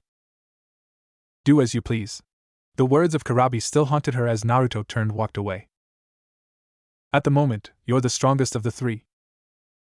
I'll show you I will be the best student you will ever have, Karabi, whether you like it or not. Naruto walked for some time, berating himself for checking out the girl he despised so much. Hormones be damned. It must be the dehydration, Naruto thought, quickening his pace. He walked through a thick patch of forest, hearing a stream of water and a faint sound. What's that? Naruto surreptitiously made his way through a few bushes. The faint sound increasingly became more discernible. It was soothing. Pushing aside the last remains of bushes, he saw a sight that he knew he would remain for some years to come. Emiko had been bathing in a small river mouth. Her beauty had been done much shame the bulged clothes she wore. Naruto, having never seen a naked girl before, couldn't stop blushing. Emiko washes her ample, hid before by the damnable kimono. She was humming serenely, her purple hair silkily on her shoulders, shining in the morning sun. Naruto's eyes wandered down to her curvy figure, landing on the patch of hair between her legs. Blushing, he quickly pulled back and was about to turn, when he tripped and fell down, bumping his head loudly on a tree. Emiko, hearing this, jumped out of the river, slipped into her washed kimono, and withdrew a dagger from it. A furious blush struck across her face. "You pervert!" she screamed, seeing Naruto on the floor holding his head in pain. "How could you spy on a girl like that?" "And no!" Naruto shouted, stumbling over his words, "I wasn't spying on you. I'm not a pervert. I just came to get water when I tripped, and then this, and I'm sorry." The blonde got on his knees, bowing his head to her as continued to endlessly apologize. Emiko, flushed and the red tinge on her cheeks increased. "Whatever, as long as you didn't see anything, it's fine dash." She caught Naruto's guilty look. "You did. You were spying on me, you little pervert." Naruto jumped back, landing in a crouch. "No. I wasn't doing it on purpose. It just happened. I'm not a pervert, really," he shouted once more, his hands up in a defensive manner. "I'd never do that to you." Emiko's blush increased. She was obviously embarrassed. And who could blame her? A boy 3 years younger than her had seen her naked. Something no one had ever done. "Well, don't do it again. If you tell anyone about this, I'll kill you." The threat would never in her wildest dreams actually accumulate to anything, but Naruto went with it, not wanting to exacerbate her ire. "Why, yeah, sure," Naruto agreed easily. He was barely holding back on a nosebleed as it was. "Do you need anything?" he asked politely yet awkwardly. "Just go." "Okay," Naruto complied, turning around and making his way out of that patch of the forest. Naruto had a hard time getting his mind straight. He was getting his ass kicked by Hari at the moment. Hari ducked under his sloppy right hook and delivered a sharp roundhouse kick to the blonde's face, sending him stumbling and eventually forcing him to fall back. "What's up with you today?" Hari asked, quite annoyed at the lack of attention. "You're never this easy to beat." Naruto rambled absent-mindedly. "It's nothing. He's seen a girl naked for the first time in his life and he can't get it out of his perverted little mind," Yujito revealed, leaning against a tree nearby, reading a shinobi literature handbook. What?" Naruto demanded, the blush returning in full fury. Hari looked at his friend with a curious expression and then turned to Yujito. "Who?" Yujito pushed a page further. "That Emiko girl." "You were spying on me?" Naruto demanded angrily. "I knew you were a pain in the ass, but what's up with spying on your own teammates?" "For your information," Yujito said coldly, "I wasn't spying on you. She screamed when she spotted you and I obviously had to see what was going on in case we were under attack." "Sure." Naruto glared at her briefly and then turned to Hari and explained. "I was getting water and I accidentally walked in on her. I wasn't spying on her." Hari said vaguely, clearly not interested. "Where's Kurabi?" Naruto asked his friend, who snapped out his daydream. "Don't know, probably out scouting the area." "He's in the town center getting information out of villagers." Yujito pushed another page in her book. "He said he'd be back in a couple of hours." Naruto shrugged. "More time for sparring then, I guess." Kurabi sat on a rooftop in the village, looking down on his notepad. The villagers had been very cooperative. He had to thank his 2 male pupils for that. A good meal had done the village good, but they were still scared, and if he didn't blame them. The Akumu Shoko were looking for something in the area, according to his intel. Kungo, the town's news spokesman, had said there was a legend surrounding the great river of the Fisherman Islands. Kirai took one more glance at his notepad and read. "Many years ago, 2 great warriors hailing from equally powerful clans dueled to the death in the land that was once known as Sun Country before it was annexed by Lightning Country shortly after the Civil War. Toshiro no Shiroi, A battle monk of the north was the head of a clan of charitable monks skilled in ice techniques whom were accused of challenging the daimyo's power. The other legendary figure was Yamaken Kuma, a samurai of the east whose clan excelled in earth jutsu and sought the favor of the deity, Bumi the goddess of earth. When a civil war broke out, the daimyo hired the Yamaken clan in order to fight the rebels whom sided with Shiroi clan. Eventually, after years of fighting, the bloodshed and loss of life was too high, and thus Yamaken Kuma and Toshiro no Shiroi decided to end it all with one last duel. The victor's clan would remain and the loser would lose both his life, as would his clan be honor-bound to the country. The battle lasted 3 days and destroyed the landscape, revamping it completely. With Kuma's shiken the Kikoku Kazama, the land was carved with deep trenches, and these trenches were filled with ice with the power of Toshiro's Hiryu shiken. When the ice melted, the water further pushed and separated the lands and thus created the Fisherman Island. The battle left both warriors waning on the line of death. Kumo chose to meet his end in the river and took his beloved sword to the grave. Toshiro, whom had managed to extend his life another few days, returned to his home and told his clan to uproot and leave the country under the pretense he lost. Toshiro then wrote a letter to the elders of Kuma's clan and told them Kuma had lost their duel and his life in the process, thus they decided to uproot as well and leave. Upon his last day, Toshiro waded into the newly created river and allowed his body to sink to the depths of the river, as he took his blade with him, in respect to his fallen rival whom he had promised to continue to fight in the life hereafter. Due to the chakra residue left behind by the Shinken, fish found it easy to reproduce, and thus the populace gained incredible riches in their trade. To this day it is believed the Kikoku Kazama and Hiryu shiken still residue deep within the river. Quite the story, Karabi noted out loud. I wonder if that's what Akumu Shoko are after. The legendary swords of Toshiro no Shiroi and Yamaken Takeshi. Karabi pocketed the notepad in his pouch located on his right hip and shined away. TL. Hiryu shiken translates to Ice Dragon Fang and Kikoku Kazama translates to Kenyan Carver. So, you think there are some legendary swords in the river? Hari asked skeptically, to which Naruto and Yujito nodded. They were sitting around a campfire, each on a small log. It was late at night. How do we know they're telling the truth? Even if this legend is true, how do they know the other villages aren't located on the real island where the swords were left? Karabi rubbed his chin, scratching his goatee. You make a good point, but it would explain why this one village out of 10 is directly under Kumo's protection. The others are just as much a part of the country, but as far as we know they never had a direct relationship with our village. But what's to say those swords weren't dragged away by the water?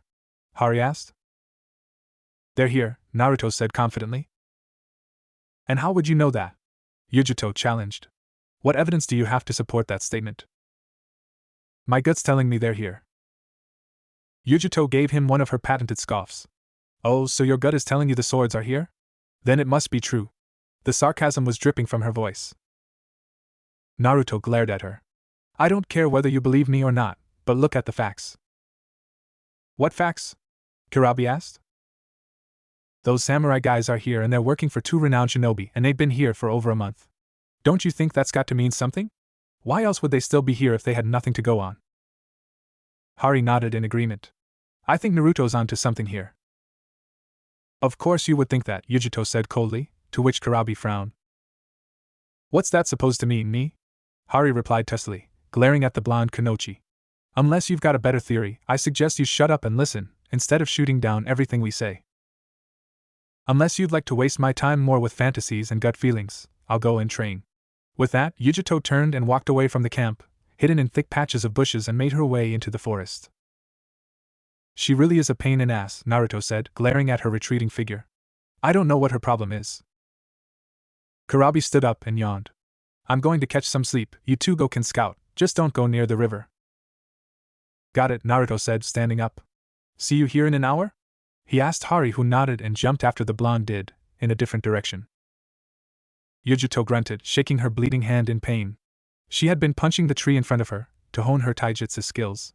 In her frustration, she had thrown a sloppy bunch that broke her wrist. She looked down at her hand, the effects of the 2-tailed cat already taking effect. The splinters popped out, the blood dried and the skin tissue reconstructed itself. Freak, you'll never amount to anything. She shook her head.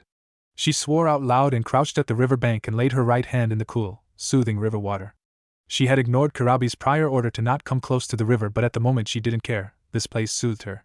She felt at ease here, for a reason she could not explain, even if she wanted to. Take your demonic hell spawn of a daughter and get out.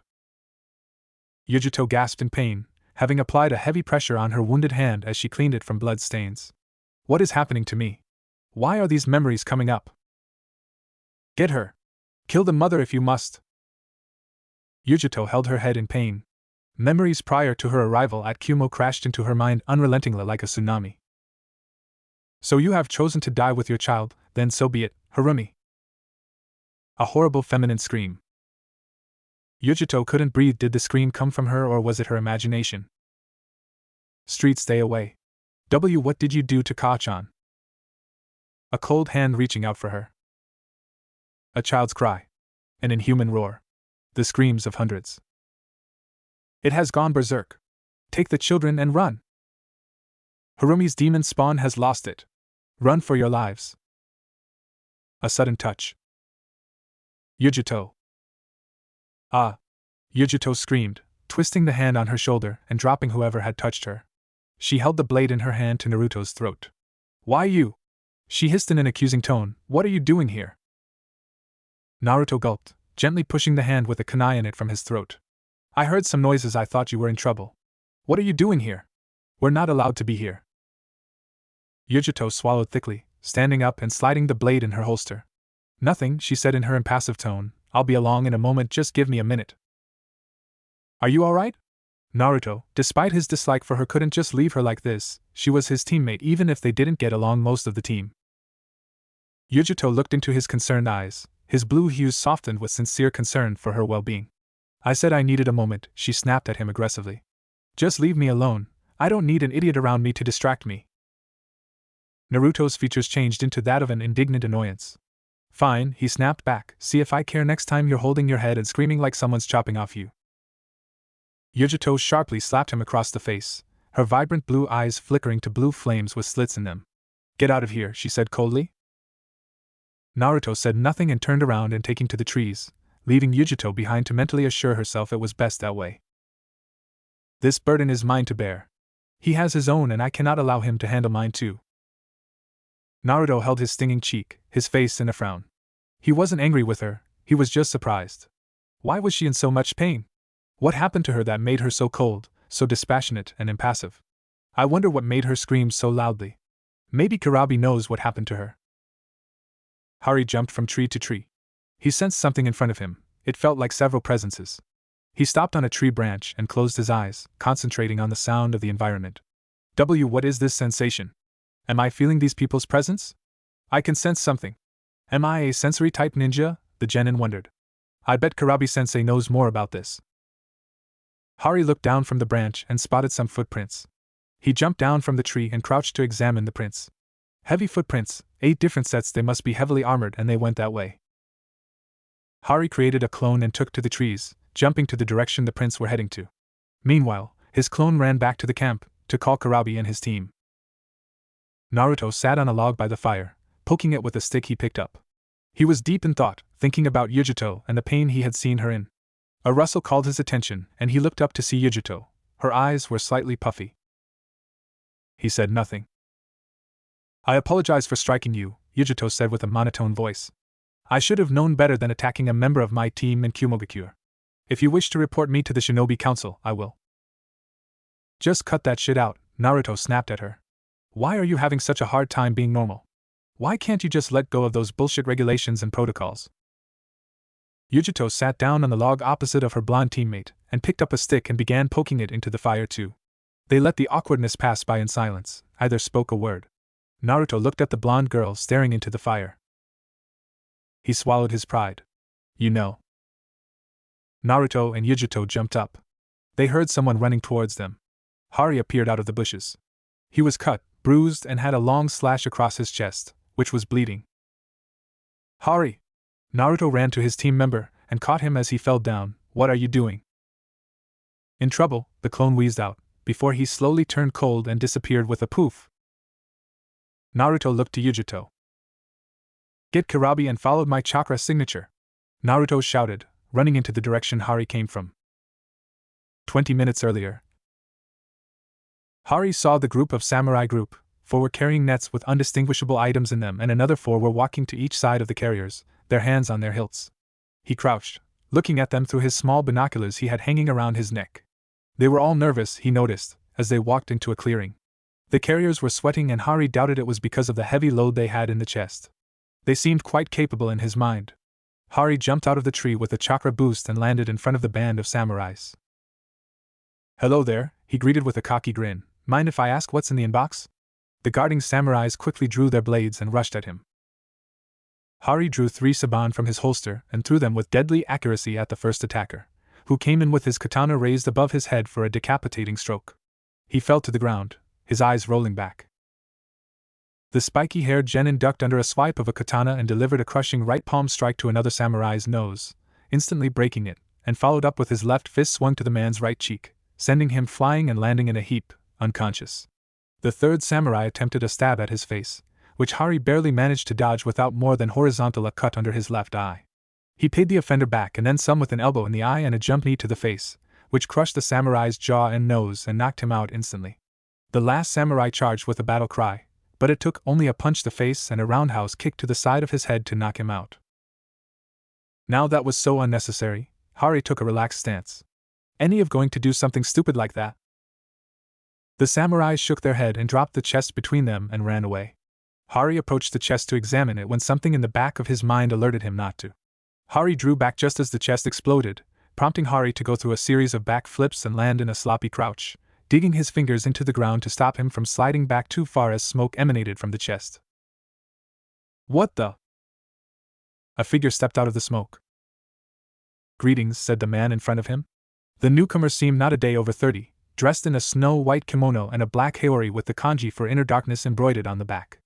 Under the man's right eye was a kanji tattoo in blue ink, spelling out Ice Radical. He had a blade with a white hilt and a white scabbard strapped over his right shoulder. His skin was pale and smooth, and the man had eerily glowing, yellow slit eyes, and his face was set in a menacing grin, and he radiated killing intent and power. "My name is Satoru, and I am your messenger." "Messenger?" Hari repeated. Satoru looked him in the eyes, grinning as the world went quiet for Hari. All he could hear was his heart beating as Satoru mouthed the words, "Shikumi no Jutsu." Hari tried to move. He mentally screamed demands for his body to move as Satoru neared him slowly, his pale hand reaching for the hilt of his sword. It was as if he couldn't move, as if this was all just a dream, as if the man in front of him was not there. His sensory skills were suddenly dull. He was horrified, but he could barely move his fingers, let alone his arms and legs. Then it hit him. Graphic images of his own death flooded through his mind. His mutilated body, ripped to shreds. His arm cut off and his head decapitated. He gasped. He needed to breathe. Hari closed his eyes, shutting them tightly, and bit the inside of his cheek so hard the pain shocked him. To his surprise, he regained power of his right arm and with what little movement available to him reached for a kunai and stabbed himself in his tight. Hari regained control over his body not a second too late. Jutsu, Shikumi no Jutsu death viewing technique. Hari jumped to the sky the second Satoru had unsheathed his sword and slashed it horizontally, muttering arrow. The split-second jump wasn't good enough to completely avoid the technique. The tip of his right boot had been encased in ice, and it was spreading. He quickly took of the boot and threw it at Satoru, who merely sheathed his sword with a click, causing the boot encased in ice to burst into 1,000 pieces. "Formidable," Satoru said in his slick voice, his handsome features graced with a devilish smile. "I can tell you have great potential, such a shame let it go to waste." "Am I supposed to say thank you now?" Hari withdrew 3 saban in each hand. "I'll guess I'll have to disappoint you. Shinobi don't make time for pleasantries." "Yes," Satoru said in a reflective manner. "So uncivilized." Hari masked his panic with a confident grin. "What do you want from me? This was obviously a trap. You allowed me to sense your men so you could take me or someone else on my team out, didn't you?" Satoru shook his head. "Not really," he said evenly. "We were planning to lure one of you in, but we certainly did not allow you to sense our chakra. These men you fought are amongst the weakest men under my command. They have no talent in chakra manipulation. How you sense them, I do not know. Perhaps you are of those sensory type shinobi." Aha. Hari didn't know what else to say. Perhaps he would have been happy if it weren't for the fact he had just walked into an enemy trap and his opponent seemed confident in being able to beat him rather easily. Hari swallowed thickly. "I hope my clone reached Karabi-sensei by now. I'm afraid I must end this little confrontation. After all, a message must be delivered on time and must be served swiftly." With an instant he disappeared and reappeared in front of Hari. The slash of silver was so fast Hari couldn't even see it. Looking down to his chest as Sudori sheathed his sword, he saw a deep gash on his chest and ice spreading from it. Hatsuguri. Hari couldn't breathe, he felt so cold. He quickly lost the power to struggle against the rapidly spreading ice as it completely encased him. Naruto jumped from tree branch to tree branch, channeling chakra to his legs to rocket him in the sky with each leap as he practically flew through the forest, barely able to see where he was going. Where is he? The frustrating confusion built up in his thoughts. As if someone read his mind, an enormous chakra signature that rivaled his own called out to him. There! Naruto leaped out of his tree, flying 30 feet in the air when he saw an ice block lying in a clearing. Hari! Naruto landed with a powerful skid on the ground and ran to his friend. No! He screamed, looking into the horrified face of his friend encased in ice. Hari! Hot tears streamed down his cheeks as he slammed his fist on the block of ice. No! Come on, Hari! The pain of losing his friend was so great he did not notice he was beating his right hand raw and bloody on the unbreakable block of ice. The broken knuckle could compare to the pain he felt in his heart. Hari! Ritor Haku! Hari! Naruto screamed, the hot tears streaming down his face. He looked into his friend's features, his horrible soundless scream on his. No! Naruto screamed, shaking his head and raising his fist. Hari, you can't die! He screamed, slamming down his fist on the block of ice. Its solidity did not falter. It did not budge. It remained an icy coffin for his friend. Naruto's eyes flickered red as his sense of dread heightened and continued slamming his fist into the block of ice. His knuckles split, but he couldn't care less. Naruto raised his fist again and again as he slammed it down. He didn't even notice blood streaming down his arm. Hari! Naruto screamed one more time, raising his broken fist. He was about to lower his fist to smash it into the block of ice when a warm hand grabbed his wrist and held it firmly. He looked back, seeing Yujito shaking her head. Kirabi was standing behind her, charging his hand with chakra. Stand back. Kirabi's eyes flashes from regular black to silver, and black behind his shades. Yujito gently, yet firmly dragged Naruto with her. Kirabi placed his right on the block of ice, applying and noted its solidity instantly. He then raised his arm and allowed it to engorge 10 times its original size, morphing into a humanoid tentacle-like limb and brought it down with a grunt. The ice block instantly shattered, profound cracking sounds, and lost its integrity, as it well apart instantly. Kirabi reverted his limb to its original size and form and retrieved Hari, whose skin was now blue and his shoulder was left partially locked in ice. Kirabi crouched and picked up his student. Naruto, pull yourself together, Hari is still alive. Get some water ready in the village, I'll be right behind you. Naruto snapped out of his shock daze, looking at Hari and then to his teacher. Go! Kirabi shouted at him. Go with him, Yujito. Yujito nodded and instantly took the trees, and Naruto snapped out of his daze as he followed her. Naruto was out of breath as he launched himself out of the last tree and landed with a tumble, running the last distance to the village center. Fortunately, Kungo the militia leader was present and was speaking to another concerned villager as Naruto reached him. Old man! Kungo turned around. Shinobi-san? What? No time for the formalities. Our teammate got hurt, and we need a place with a bath or something, anything you got where we can put a lot of water in. Kungo nodded, beckoning them to follow as he led them outside of the town hall and into the remains of the recreational area. There's a bathhouse at the end of the street. We all bathe there now, you can use it if you wish, but we have no means of heating water quickly. That's fine, thanks. Naruto pushed open the oak double door. Rolling up his sleeve, he began channeling chakra to his right hand, which had popped back its bones and sewn its broken skin tissue. Yujito pushed him aside. Don't get ahead of yourself, you have no affinity for lightning. I'll do this, she said, lightning instantly snapping to life in hands, cackling with disciplined control. Yujito narrowed her eyes, concentrating as much of chakra as she could control, and aimed at the pool of water and cupped her hands together as chakra aggregated around them. Raiton! Shurai no Jutsu! A thick bolt of lightning shot off Yujito's hands, pushing her back about 2 feet as it collided with the body of water and instantly heated it up. The blast was so hot, it turned most of the water into steam, but there was enough for Hari to lie down in. Good get, Kirabi-sensei. Yujito dropped to her knees, her legs having buckled under the draining effect. I can't move very well after using this attack. Got ya! Naruto nodded. There was time to envy her for her lightning jutsu later. He turned on his heel just as Karabi appeared in front of them. Good, you boiled up enough water, get out of the way, he ordered, and then proceeded to jump into the knee-level pool of boiling water where he gently laid down Hari's bluish figure. How long is this going to take? He is going to be alright, right? Karabi frowned, his attention fixed on the bubbles coming from the pool. I don't know. All we can do is hope he'll pull through. They waited for a minute in silence when the bubbles suddenly got bigger and more in number. Gasping, coughing and gasping for air, Hari emerged from the hot water, his skin somewhat scalded. He stumbled as he got to his feet with excruciating effort, his legs not being able to support his weight. Hari! Naruto jumped into the pool and grabbed onto Hari to drag him out of the boiling hot water. Hari was covered in boils and red spots, but they could worry about his minor injuries later. Karabi turned to Kungo. Get him a bed ready, please. Kungo hesitated for only a second, before turning around, shouting for them to follow him. Unknown. In a cavern deep underground, not far from Ritorohaku, Satoru came to a stop before a pair of large double doors made of heavy oak. He pushed the door open, entering a dark, open space. There were few torches that lighted the chamber. Some of the elite warriors he knew stood as silent sentinels, guarding each door of the chamber. The chamber was enormous. There was a platform in the middle, with 2 thrones, one significantly bigger than the other. A shadow was cast over the men that sat in their respective thrones. Satoru kneeled, bowing his head down in respect. Have you finished your assignment, Satoru? A deep, booming voice asked.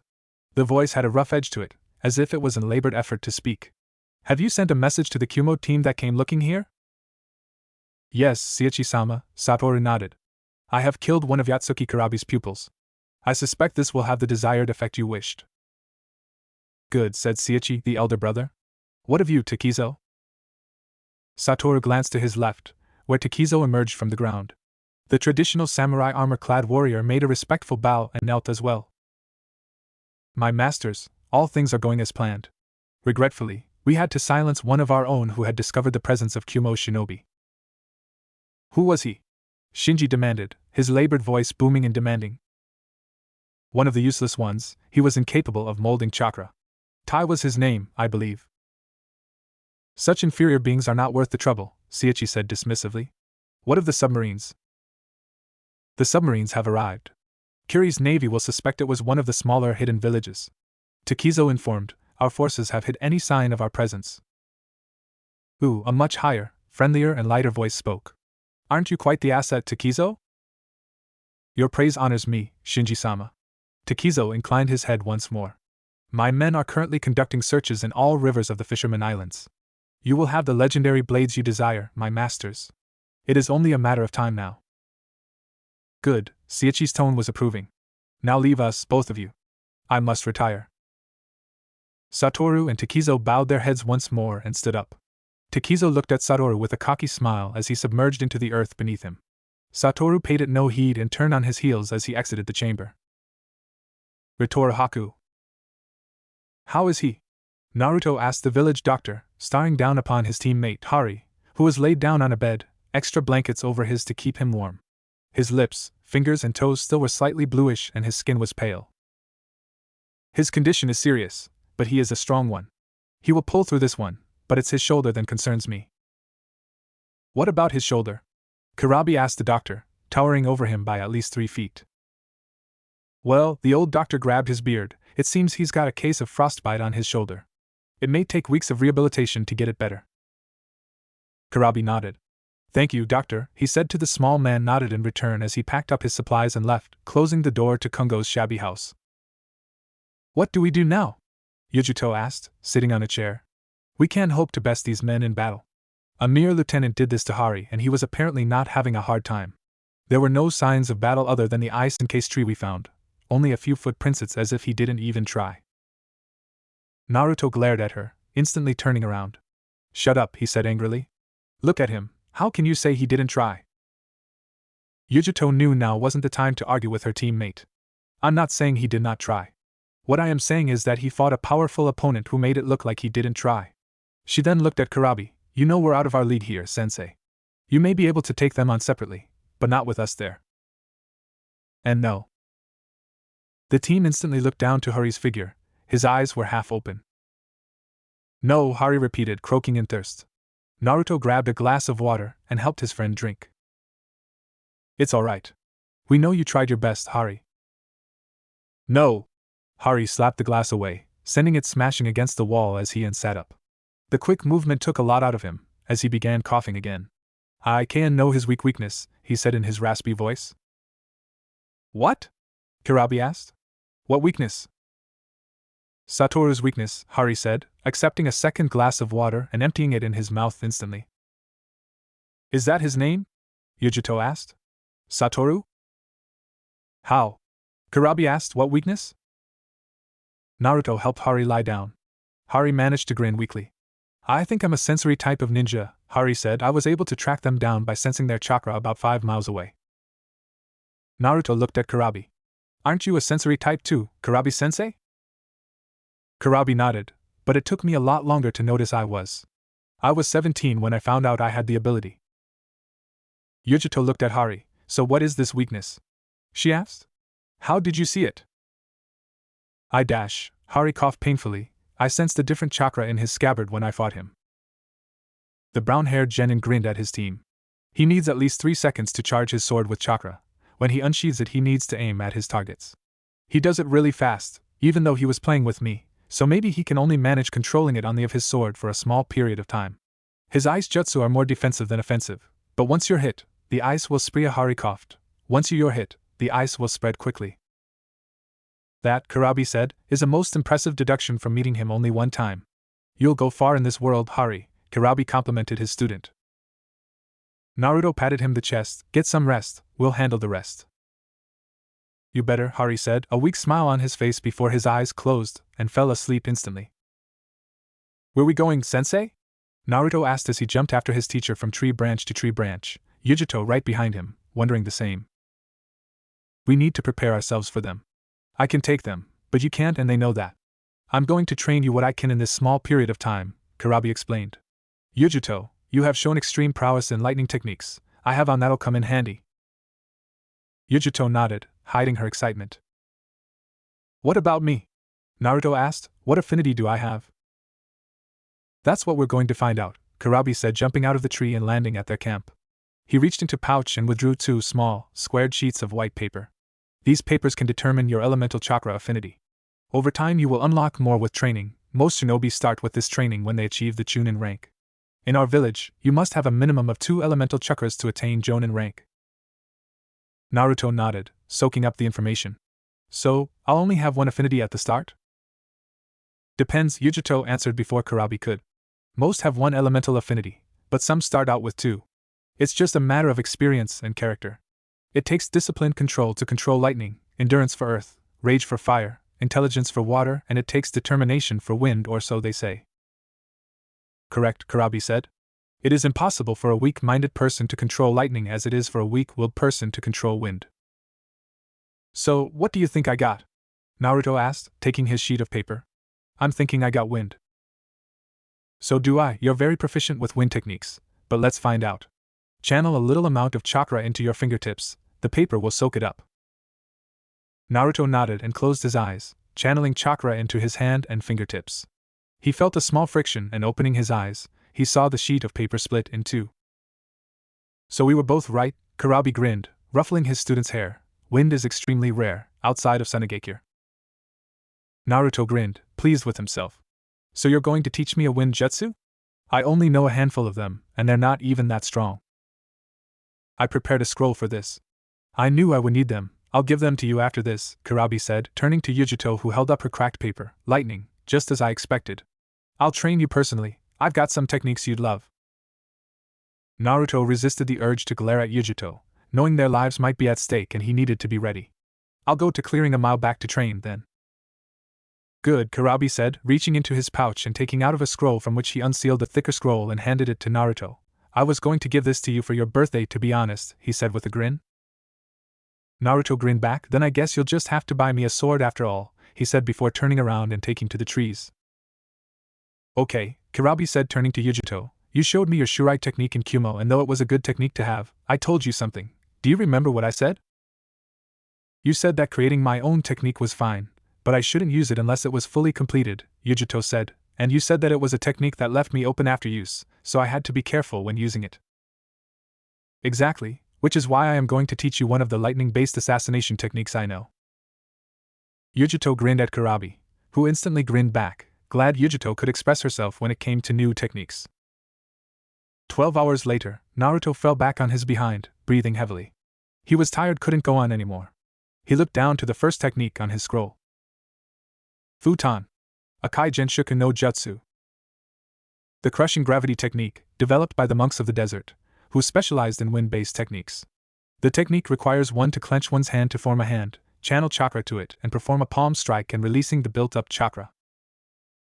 Naruto put down the scroll and got up. Having regained his breath, one more time, he thought to himself, channeling chakra to his right fist, holding his left in front of him to aim on the tree. Futon. Akai Genshuku. No jutsu. He palm trusted in front of him.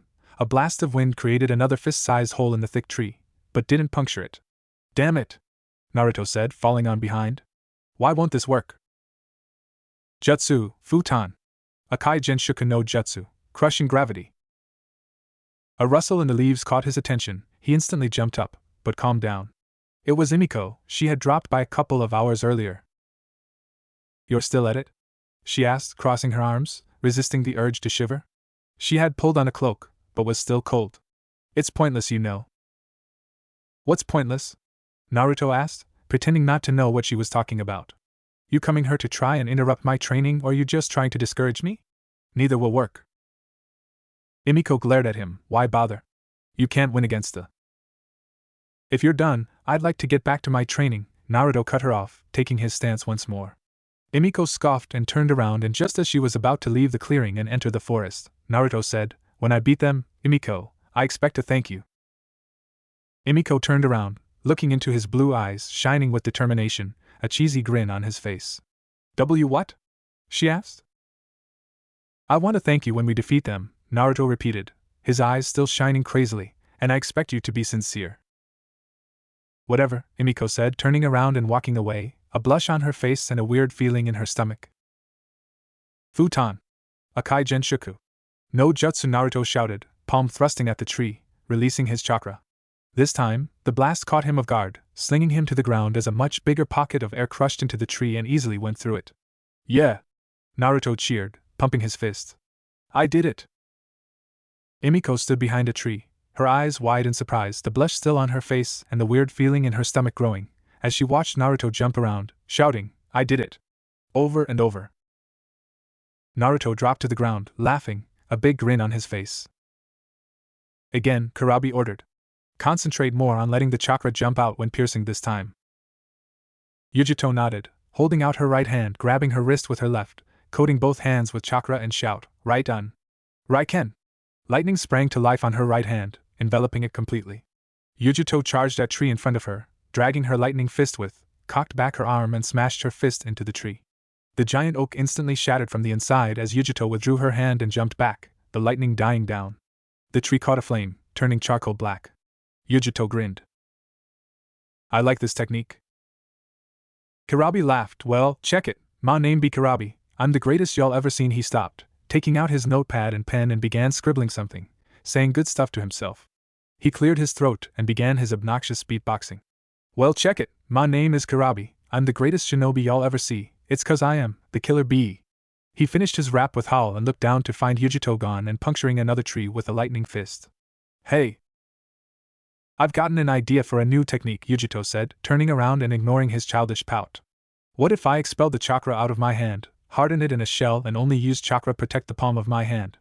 That'll cut down on the chakra taxation, and if I can learn to throw it, that'll cut down the risk. Aha! Kurabi understanding, his fist on his palm, I see. You want to copy Hatake Kakashi from Konoha, don't you? Yujito looked the other way, embarrassed her teacher saw through it so fast. His lightning techniques are quite exceptional, she said. Yeah, Kurabi said, scratching his cornrows, but I heard he's really ugly beneath the mask. Yujito's sweat dropped. Is he even listening? Naruto doubled over and vomited. Chakra exhaustion was getting to him. He shook his head. One more time, he told himself, getting up and whipping his mouth with the sleeve of his shirt. Futon, Ak! Imiko ran to Naruto as he coughed blood and fell over, catching him and holding him to her chest. Naruto groaned, tiredly. I need to try it one last time. Can't you wait till morning, when you're all rested up? Emiko asked. Besides, you already mastered one technique. No, Naruto said, I have to save this village, and he fell unconscious. Emiko held the blonde to her chest, letting him rest as she hummed the song her mother used to sing to her as a child. I can't believe it, she thought, he's willing to go so far for us. She blushed as Naruto's arms circled around her waist and pulled her closer, hugging her, as he buried his face deeper into her chest. Emiko raised her fist and bonked him on the head, mumbling, pervert. She continued her humming, running a hand through the blonde's hair. The following day Naruto woke up in the clearing, his head resting on something soft. He reached to see what it was. His hand cupped around something soft yet firm and round. He squeezed, a feminine moan followed. His eyes snapped open, he saw something red draped over him and quickly determined it to be a red cloth. He squeezed his right hand once more. Another moan, this time more erotic. He pulled back his head, his mouth dropped. He was groping a sleeping Emiko's. Naruto mentally screamed and jumped back, looking at his right hand as if it was infected. A furious blush appeared on his face. He looked down at his hand and then at her. An idea came to his head which increased his blush. He made his way to Emiko, grabbed the cloak and draped it over her, and said thank you. The blonde genin turned around and made his way into the forest. It took him about 5 minutes to find another clearing where he could practice his new technique. He found another sturdy tree and cocked back his right fist. Futon! Akai Genshuku no Jutsu! He shouted, thrusting his palm towards the tree. An invisible gush of air crushed into the tree, ripping it clean in two. Still got it, he said with a grin as the tree fell down next to him, and he sat on it. He pulled out his scroll again, looking at the second technique on the list. Futon Daitapa no Jutsu. Futon Daitapa is a ninjutsu technique that utilizes the wind element. After bringing his or her hand to his mouth, the user will blow a large blast of wind capable of leveling almost anything in its way. A variation of the technique involves a smaller blast of wind which gets ignited with flame. This variation can be used in demolition and sabotage situations. Type offensive. Rank C. Naruto laid down scroll and went through the hand seals shown in the scroll. Futon Daitapa? He shouted, channeling chakra to his lungs as he inhaled air and exhaled it, blowing it over his palm. He managed to get small wind that kicked up the dirt around him. He cursed, why are all the wind techniques so damn hard? He asked himself, when he remembered something Yujito had told him earlier. It took determination to control the wind, and if he wasn't absolutely determined and acted with conviction, then the wind techniques would go as he wished them to go. An idea popped into the genin's mind, he grinned. That's enough of Yujito, Kurabi said, as his blonde student dropped to her knees. You've trained over 18 hours with only 2 hours of sleep in between. One more time, sensei, Yujito wheezed, whipping sweat off her forehead. I can do this, she said, going through hand seals and holding out her hand, shouting, right done. Raikyu! A silver-gray ball formed into her hand, cackling with lightning. Yujito took a deep breath, closing her eyes for 10 seconds, breathing in out, and then snapped them open and charged at the tree 30 yards from her and slammed her fist in it. Tree instantly shattered into a million pieces, exploding from the inside. The blast sent her flying to a tree head first, but Kurabi appeared and caught her in his muscular arms. Thanks, Yujito managed to whisper before falling asleep. Kurabi sighed, turning around and heading to the camp where he would put Yujito down in her tent to sleep. Naruto, channeling chakra to his hands as he waved them through the air, collecting pockets of air, charged at a boulder he found. He pushed all his hand in front of him, shouting, Futon Daitapa! Sure enough, it had the desired effect. The wind blew violently, picking up the boulder slightly bigger than Naruto, but much heavier, and threw it away. Yeah! Naruto shouted, take that, bitch! He pointed at the boulder as it flew through the air and landed with a loud thump, sinking inches into the ground. How do you like me now, huh? I think it'll be a little hard for a boulder to actually like you. Naruto turned around to see Emiko walking to him, rubbing her eye. He smiled, hey, you're up. And so are you, Emiko said, her tone slightly reprimanding, you should get some more sleep in. Naruto shook his head, picking up the scroll for the last technique he would learn for the day. No need, I only need a few hours sleep to replenish my chakra. He opened the scroll and began reading. Futon Shippushurin. The Hurricane Drill Technique. Naruto skipped to the details and nodded, understanding the concept of it instantly and standing up. He was slightly put off by the rank it was given, but he knew he could do it. If he could master the shadow clone technique in one night, he could master this one too. Determination, determination, he mentally repeated, going through hand seals. I'm going to get them, Hari. Futon.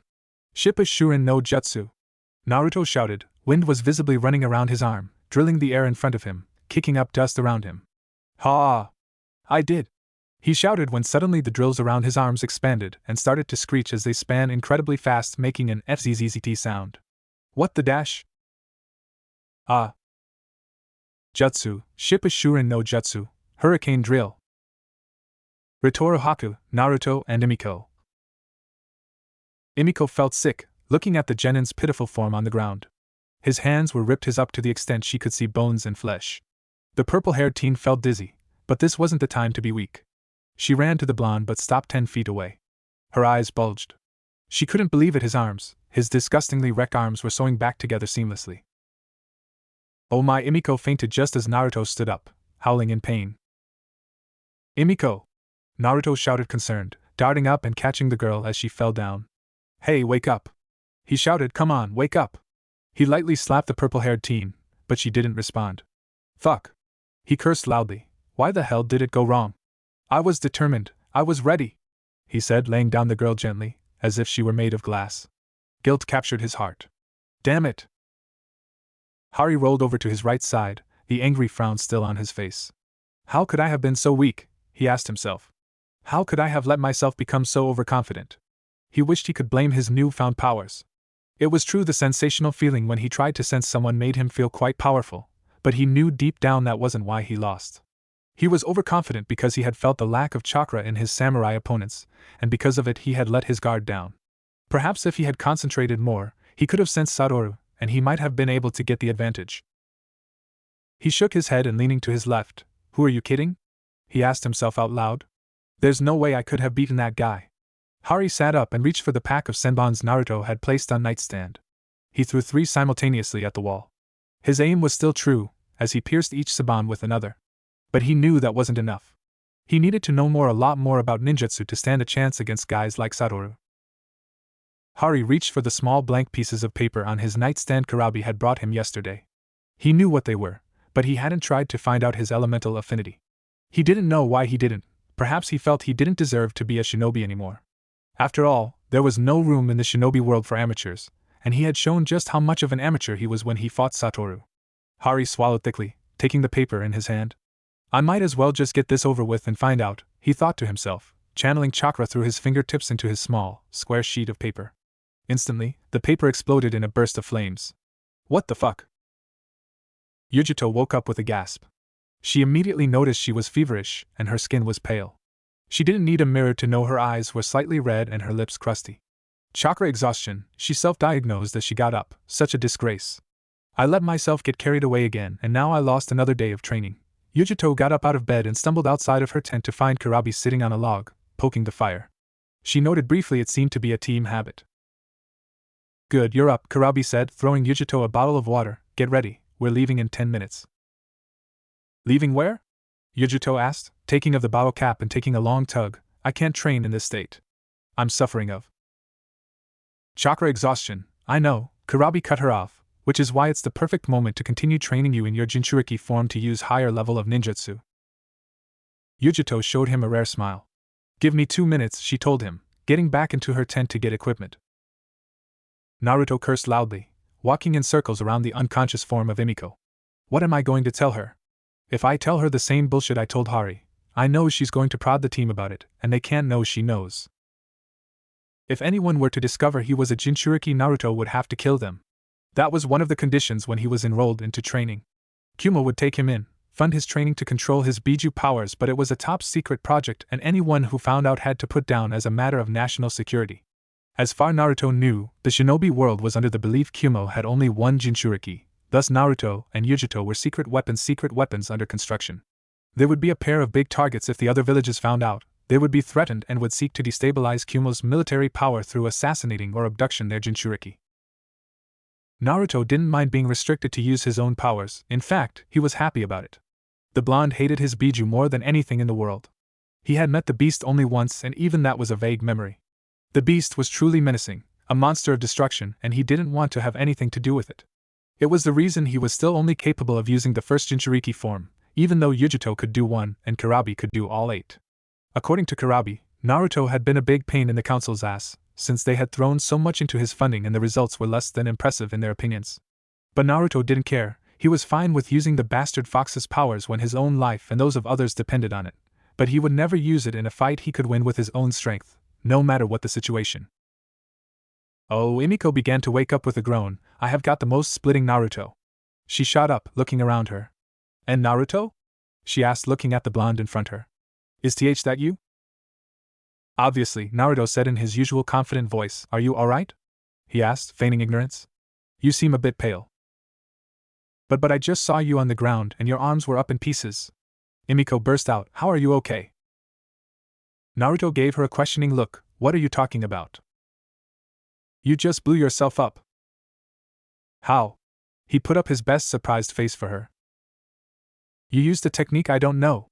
I just remember seeing you blow yourself up. That's impossible, Naruto lied, taking on a feigned look of concern. Are you alright, Emiko?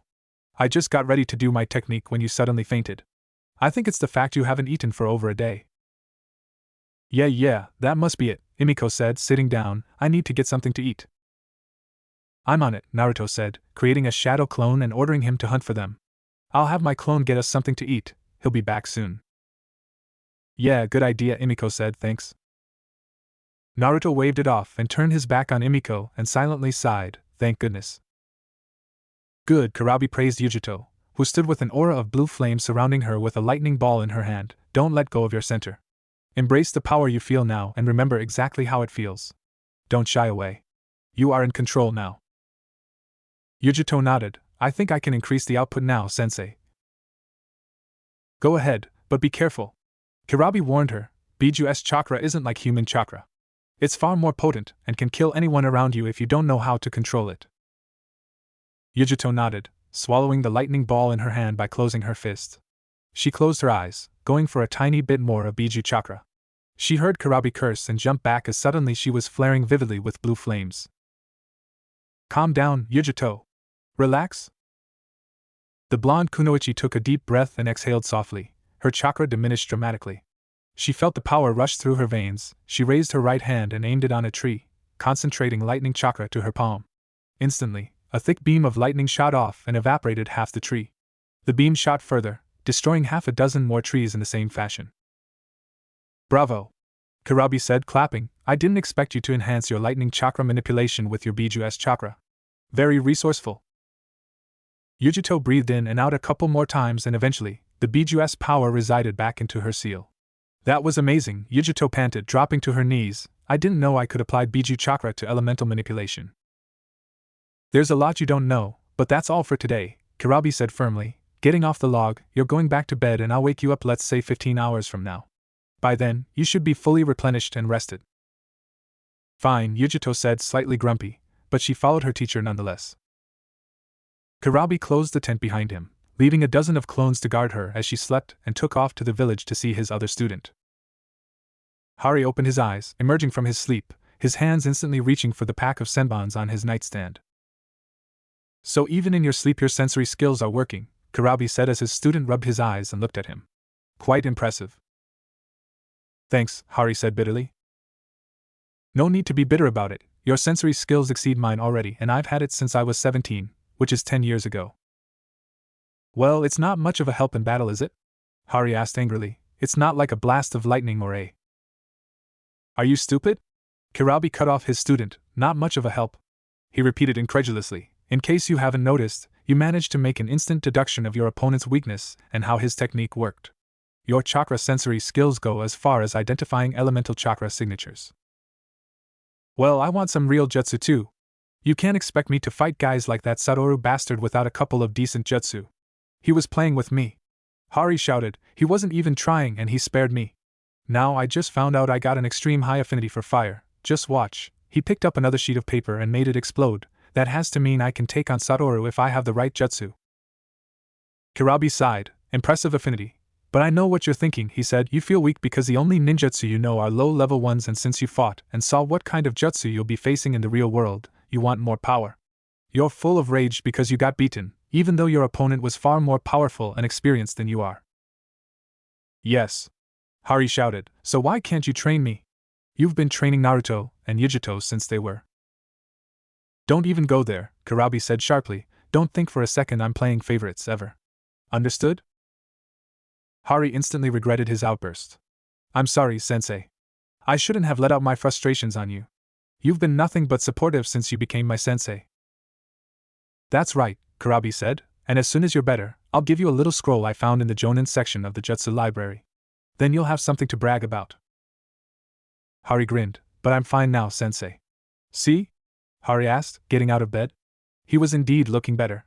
The boiling water marks were still there, but much lighter of color. The slash across his chest was wrapped in fresh bandage, but it seemed healthy enough, and the cut under Hari's left eye was stitched up. Only his left shoulder remained an unhealthy bluish color. Your shoulder is fine, Hari cut off his sensei. It hurts a little with excessive movement, but I'm right-handed anyway and everything is achieved with pain, right? Damn it, Kurabi said, chuckling, when it comes to new jutsu, there's no stopping you guys, huh? No chance in hell, Hari shot back fiercely, his onyx eyes glinting with that twisted smile he and Naruto used to do during a good sparring match. Kurabi got up from his seat. Alright, get dressed and meet me outside in 2 minutes. Dress warm. This is so hot, Hari complained, pulling at his navy blue turtleneck sweater. The brown-haired teenager wore black cargo trousers, a new pair of black combat boots and a black, long-sleeved jacket. His sensei wasn't kidding when he told him to dress warm, having bought the teen a new set of clothes from the shabby markets. It's good for your rehabilitation, Kurabi said, not stop whining and follow me. He ran to the far east side of the village into the forest, and took the trees. Hari, although sluggish, not far behind. He led his student into a clearing, not far the village, and stopped, turning around. Kurabi fished a thick red scroll from his default pouch and handed it to Hari, who took it. There's only a few techniques in that scroll, Kurabi said, but they're extremely powerful, especially if you use them right. They're that strong? Hari asked. Yes, Kurabi said with a nod, and don't rip the scroll, I happened to borrow this from the Jutsu library. I was going to use the theories behind the fire-based jutsu for an original lightning-based jutsu. Hari grinned, albeit nervously. He didn't expect to get what he wanted so easily, and now that he was about to learn these techniques, he felt more intimidated than ever. Sensei, how do I control the fire? There are theories surrounding it that one must draw on his anger to. Those theories are bullshit with only an ounce of truth to back them up, Kurabi immediately said. It's true you can strengthen your elemental techniques by fueling them with emotions, but you don't have to use rage to get stronger fire techniques or have a ridiculous stubborn way of thinking to get stronger wind jutsu. Yujito believes the theory is true when it's about lightning techniques, but I didn't burst her bubble because she needs that theory to be good at what she is. Alright, I think I'm ready. Good, I'll be back to check on you in an hour. Wait, you're letting me do this alone? Hari asked, isn't that a bit dangerous?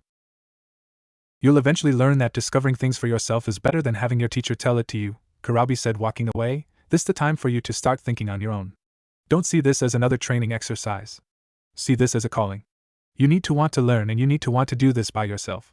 It's the only way a shinobi truly develops into something great. You think I can become someone great? Hari shouted to his teacher. Kurabi held up his hand and said, I know you can, and instantly disappeared, leaving Hari alone. The genin grinned fiercely, the insane glint of excitement in his eyes once more.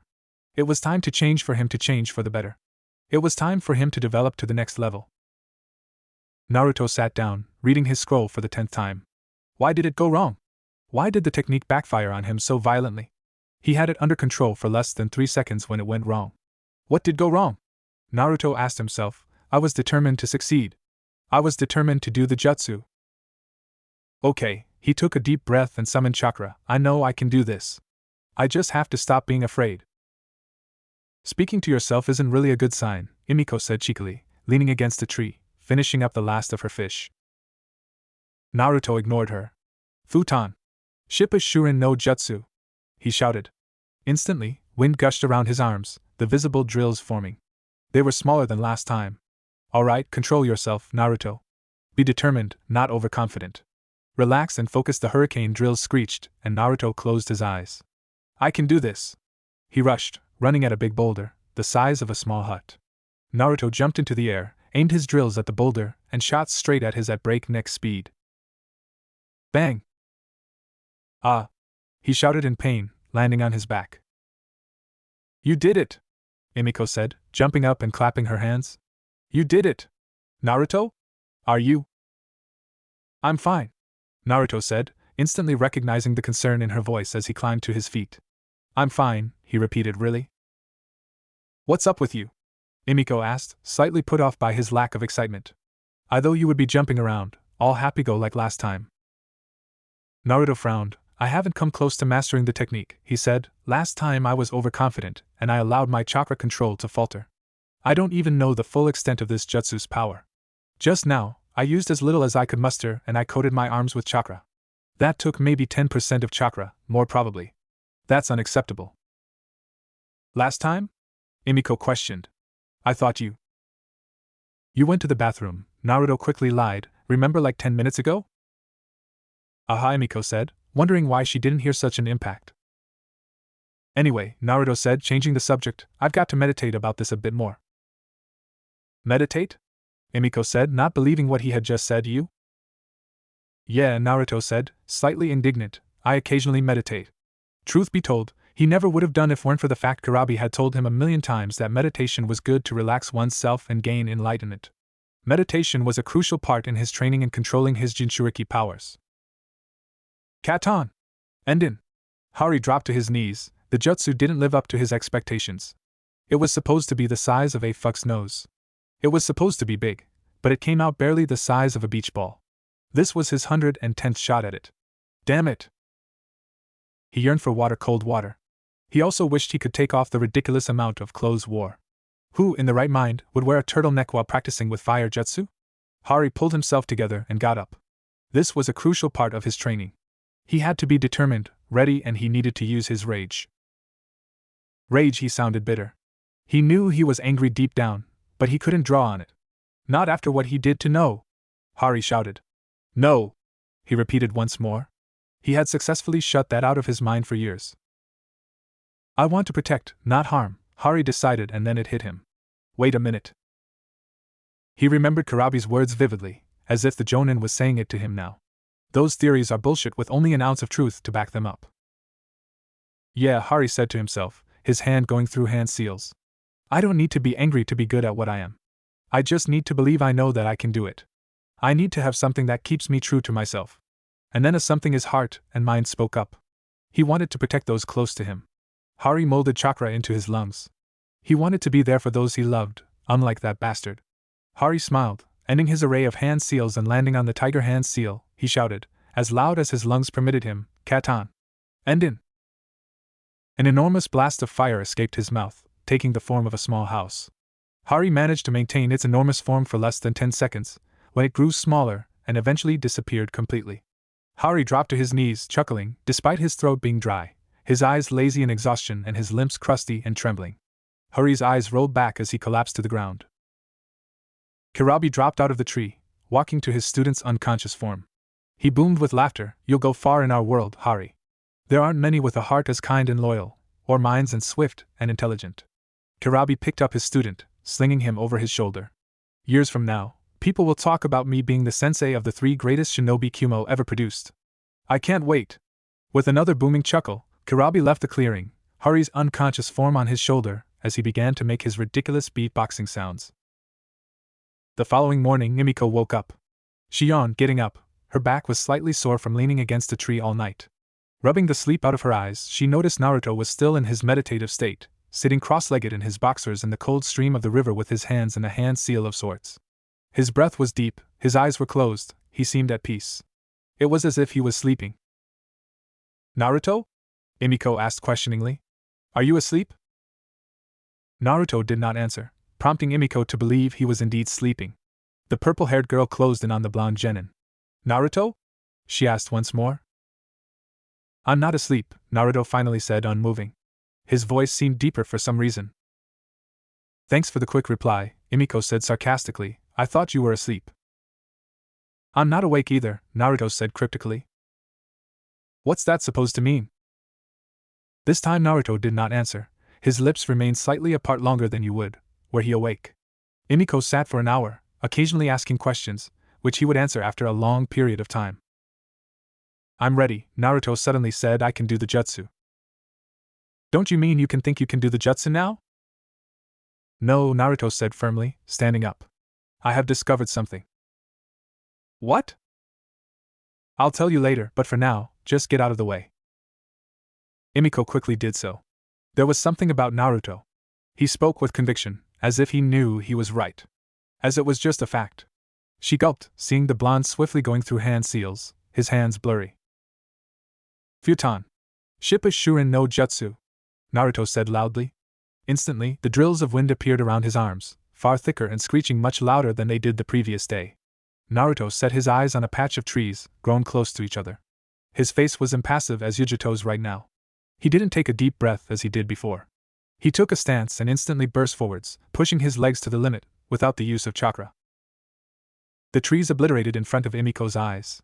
Naruto didn't see the effect. He was standing with his back facing the trees, which were completely pulverized, broken down to wood dust and tiny pieces.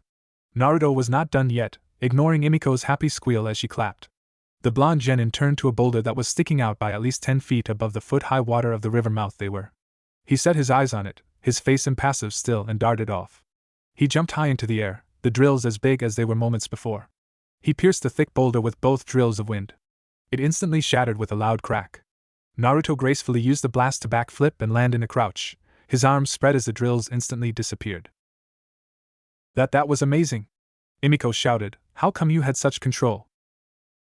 Naruto stood up, taking on a stupid heroic pose, rubbing his finger under his nose. Meditation. Meditation? Right, Emiko said. Naruto grinned stupidly, when he fell backwards, landing in an ungraceful heap, instantly asleep. Emiko sighed, a crooked smile on her face. Idiot. Satoru stopped his stride, as he walked through the forest. It was early and the sun was rising, casting the sky in a lovely shade of orange and blue with but a few clouds. The swordsman stopped mid-stride and his hand instantly shooting for the hilt of his sword. Come out, Takizo, I can smell your stench. Clang! Satoru's blade stalemated with another, and he looked into the fierce brown eyes of Takizo, who grinned madly.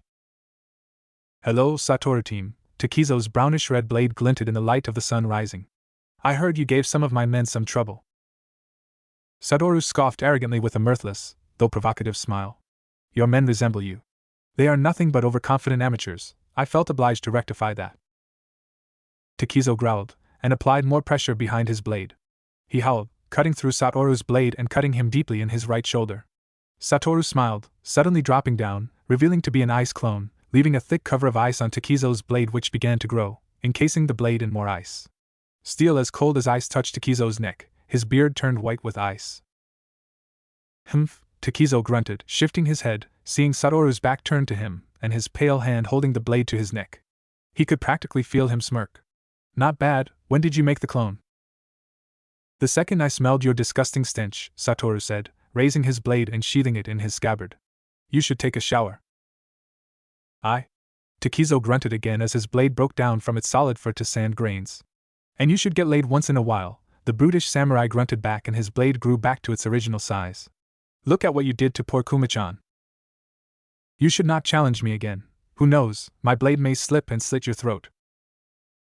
Perhaps you think too highly of yourself, Takizo challenged. I cannot wait till the day this is over. I shall strike you down with nothing but pleasure. I would love to see you try, scum.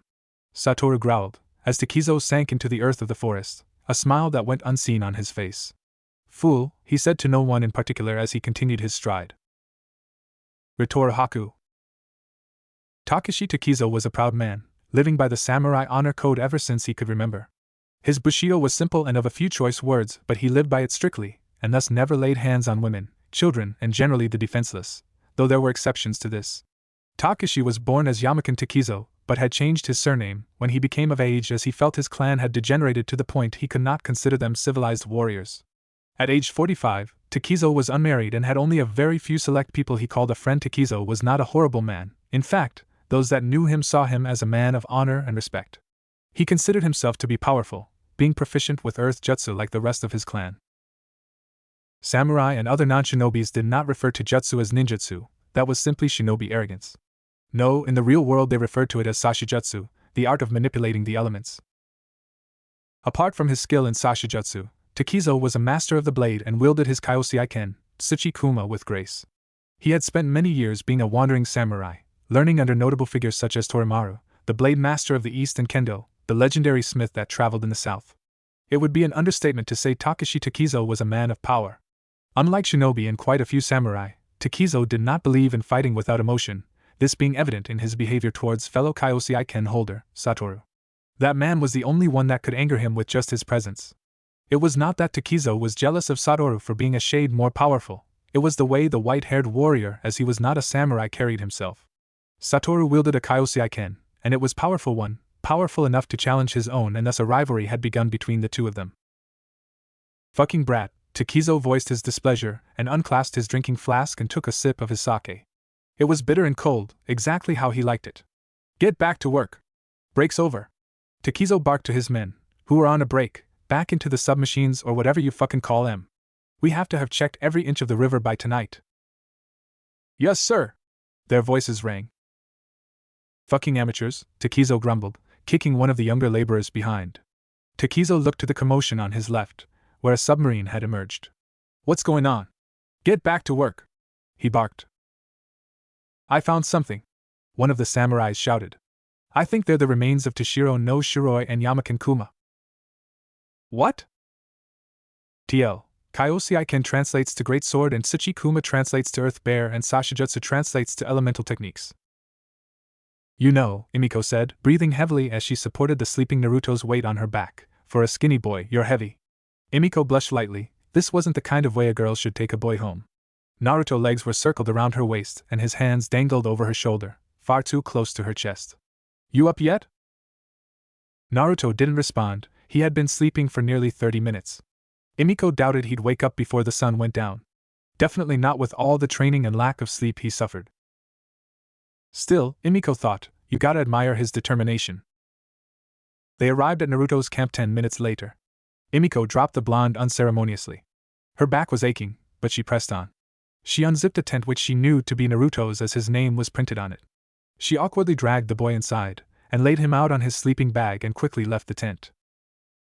What are you doing? Yujito rasped at the sight of Emiko. She had a kunai blade in her hand and looked extremely pale and sweaty, telltale signs of chakra exhaustion. Emiko stumbled over words at the sight of the small blade. I was bringing Naruto back. He kind of collapsed on me. How is he? Yujito asked. He's fine, I think. Just tired. Yujito nodded. I should go back to bed. You should get some rest too. You look fatigued. Yeah, I'll do that, Emiko said nervously. There was something about Yujito that unnerved her. She turned on her heels and made her way to the village, longing for something soft to lay her back on. Seiichi growled, the echo carrying it away throughout the tomb. He could practically smell the fear rolling of his elite samurai guards. This was taking far too long. He needed the damn submarine troops to find the blades and quick. His time was running out. That snake bastard, Orochimaru, was making moves, and furthermore, he had 3 Jinchuriki missing with his plans. He doubted the boy and girl would be much of threat, but the older one, Yatsuki Karabi, was different. He knew that he couldn't take on the Jonin without the power of his Biju, let alone with it. He cursed those fools for sending this monster to the village. Seiichi took comfort in the fact backup would never arrive. Not with those idiots of Kyumo in his pockets. But nonetheless, he needed those swords. He needed to find out the secret of the legendary swords. Kaioseiken were not nothing compared to the Shinken. Despite the obvious power Kaioseiken displayed, it was nowhere near the destructive power of the Shinken. Brother, Shinji called, entering the room, wearing his black battle kimono and equally pitch black haori with blood-red kanjis on it that said Illusionist Demon on the back of haori. Seiichi growled at his younger brother's insolence as he greeted with his overcheery, obnoxious voice. Has my disease made me unworthy of a respectful bow, my younger brother? The question was rhetorical. Catching on quickly, Shinji did a deep, gracious bow. No, Seiichi-sama, of course not, he said. I just came here to inform you Takizo's team found the remains. What? Seiichi growled. When? 10 minutes ago. Fetch me my robe. Seiichi barked at one of the servants. This is going to be good, he said with a dark chuckle, allowing his servant to drape him in the robe. Of course, Shinji said, the stupid smile plastered on his face, with his always slit eyes perched, glinting the black orbs beneath his eyelids. We are, after all, the Akumu Shoko. TL, Shiken translates to legendary blade. Naruto woke up with a dry cough. His lips were crusted and his throat was dry. He needed water, and a lot of it. Stumbling out of the tent, Naruto grabbed a bottle of water from his backpack and began drinking it. She brought you here, Yujito said, making her presence known. Naruto resisted the urge to jump. How was it that she always sneaked up on him? He turned to Yujito. What? He asked. That villager, Imiko is her name, I believe, she brought you here, in case you forgot. Oh, the blonde resisted the urge to blush. Getting carried home by a girl wasn't exactly cool. Yeah, well, yeah, he cut himself off and sat down on a branch opposite of Yujito. About last time. We don't need to talk about this, Yujito sharply cut off, that was 2 days ago. It is in the past. Naruto sighed, picking up a stick and began poking the fire. You don't have to get offended, he said, I know what you were thinking about. Oh really? You know what I was thinking about? Yujito snapped sarcastically, then tell me what I was thinking about, Uzumaki. He looked her sharply in the eye as she spat out his name as if for venom. You're remembering it, aren't you? What? You're remembering what happened when you went crazy last time you used Nibi's powers, right? Yujito swallowed thickly. She didn't expect him to get so close to the real answer. I know, because it happens to me and, even though he doesn't admit it, Karabi too, he said. Karabi never told me what happened when he was a kid, but I can guess it wasn't pretty. The same goes for the both of us. We should be happy we found a place we belong in Kumo. Yujito stood up. Just shut your mouth, Uzumaki. You speak of that you have no idea of. Naruto didn't reply, choosing to poke the fire with his stick. He didn't care what she thought of him. She was a bitch in every sense of the word, and only reason he would ever talk to her was because of her status as a Jinchuriki. Naruto got up, cursing the blonde kunoichi as he entered his tent. He quickly fell asleep. Hari was in bed, sitting up straight and going through hand seals of the next jutsu he was going to learn. He was quite pleased with himself. Learning jutsu was the best way to get rid of depression. He couldn't believe how powerful his enden had been. The brown-haired Kumogakure genin looked at the scratched clock hanging in his room. It was 6, meaning he could still get some practice in. With a juvenile grin, Hari jumped out of bed, chuckling darkly as he pulled on his socks and boots, as though he was committing an unspeakable crime. Going somewhere? Hari nearly jumped out of his skin. Ehehe, he nervously chuckling, turning to Karabi, hanging upside down from the roof, his muscular arms crossed. I was just getting some sleep. Karabi chuckled as Hari sighed in defeat, taking off his boots and socks. You can't push yourself too much if you want to get back to proper training. I know, Hari let himself drop on his bed with a groan. This just sucks so bad. Well, then you shouldn't have gotten your ass kicked, huh? Karabi said, booming with laughter. Hari rolled his eyes. Whatever. I get the message, I'll go to bed now. You better, cause I'm just a clone, so I can stay here as long as needed. You really think I'll betray your trust? Hari asked, feigning hurt. Yep, Karabi's clone deadpanned. Damn it. In an underground cavern, the Akumu Shoko made their way to a tomb much smaller than their own. Seiichi growled. He did not like to leave his chamber, but this was for a good reason. Shinji walked behind his older brother, his never-ending smile on his face. They arrived in a small open area where many samurai stood in neat rows. None of them faced the brothers directly, standing with straight backs, their hands on their hilts. Seiichi growled for no particular reason, approaching Takizo, who bowed in greeting and turned around. Show me, Seiichi demanded, ignoring Takizo's boisterous grin, show me the remains of Toshiro no Shiroi and Yamakin. Immediately, my masters, Takizo said, as they neared a table constructed of earth. The table had a white cloth on it, made of soft fabric. On top of the cloth there were 2 pair bones neatly separated, and in 2 separate vats were 2 brains. There are the remains of the blade masters you sought. My great-grandfather Yamakin Kuma and his opponent in honorable battle, Toshiro no Shiroi. What of the blades? Seiichi growled, the blades are what are really important. Takashi Takizo bit back the urge to violently lash out. How dare this man mock his legendary great-grandfather? I apologize, my master, the remains were all that we found. It is possible the blades drifted onwards to the sea or made its way to another river by the river mouths. Seiichi's black orbs glared into those of Takizo, who, due to his samurai pride, neither flinched nor looked away. The Nightmare Lord grinned menacingly. Have your men immediately check Ritorahaka's river. It is the closest. Do not engage any enemy unless you're attacked first, or they interfere. You're in charge till we're finished here. Satoru shall join you in the battle, you know how to get a hold of him. As you wish, Takizo said, bowing deeply once more and making his way out of the cavern. Mount up! Takizo shouted. His samurai warriors instantly followed him. Seiichi waited several minutes till the sound of horses trampling the earth vanished. Shinji, Seiichi said, you know what to do? Of course, Nisama, Shinji said, his hands going through an extremely long array of 280th hand seals and dipped his hands in both vats. Chakra strings latched on the brains. Ninpo Hijitsu. Jigaku. Omoid no Shur no Jutsu. Seishi grabbed his younger brother's shoulder, and within a split second, their eyes went white. Jutsu, Ninpo Hijitsu. Jigaku. Omoid no Shur no Jutsu. Hidden ninja arts. Time reversal. Memories of the deceased. The following day, Naruto woke up with a content groan. He felt so refreshed as he got out of sleeping bag and exiting his tent. A screeching sound caught his attention. Naruto found Yujito about 50 yards from the camp, crouching and going through an array of hand seals. Raitun! Raikyu no Jutsu! The blonde kunoichi said at an impressive speed and planted her hand in a thick rock, as if she was poking through butter with a hot knife. The rock instantly shattered. Humph, Naruto scoffed cockily, is that your best technique? Uzumaki, Yujito sneered. It seemed their relationship had shifted back to how it used to be, full of contempt and solid dislike. Care for a morning beat down? Don't flatter yourself, Ni, you're nowhere near my level, Naruto shot back, his sneer equal to Yujito's. Just keep telling yourself that. Whatever makes you sleep, right? I got exactly what you need to get to sleep, a good fist in the face. Yujito growled at Naruto, who stared contemptuously back, before looking away, mentally cursing himself for initiating a staring contest with the Jinchuriki of a demonic cat for the 100th time. Yujito sneered in contempt, finding small pride in the fact she could stare the longest. Care to show me what you learned then, Uzumaki? Yujito asked. Not really.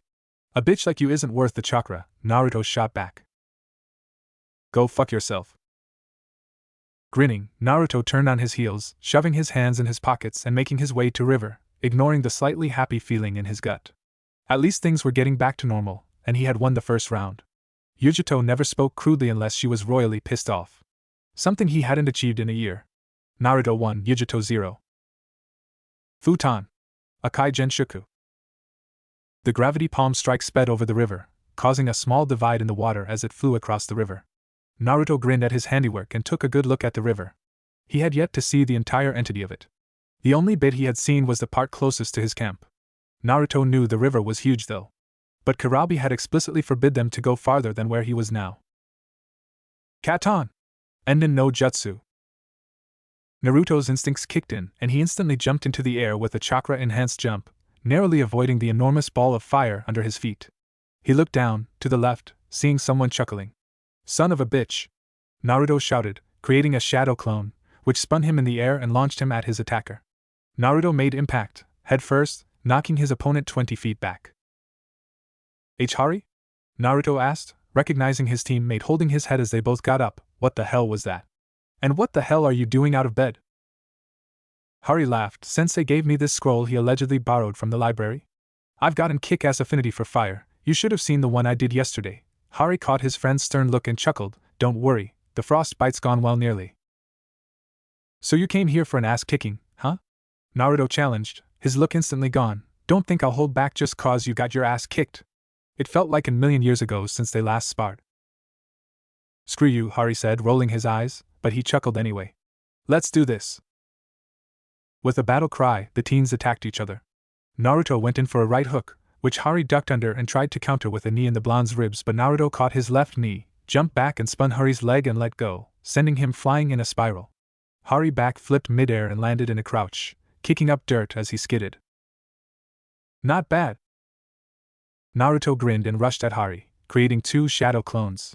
Hari attempted to kick in the incoming blonde, but Naruto slid under his legs, one of the clones jumping on his stretched-out leg and uppercut him with a swift kick as it backflipped, leaving the second clone to bull-charge Hari in the side as he flew. Hari whipped of blood from his lips with the back of his fist. You asked for this.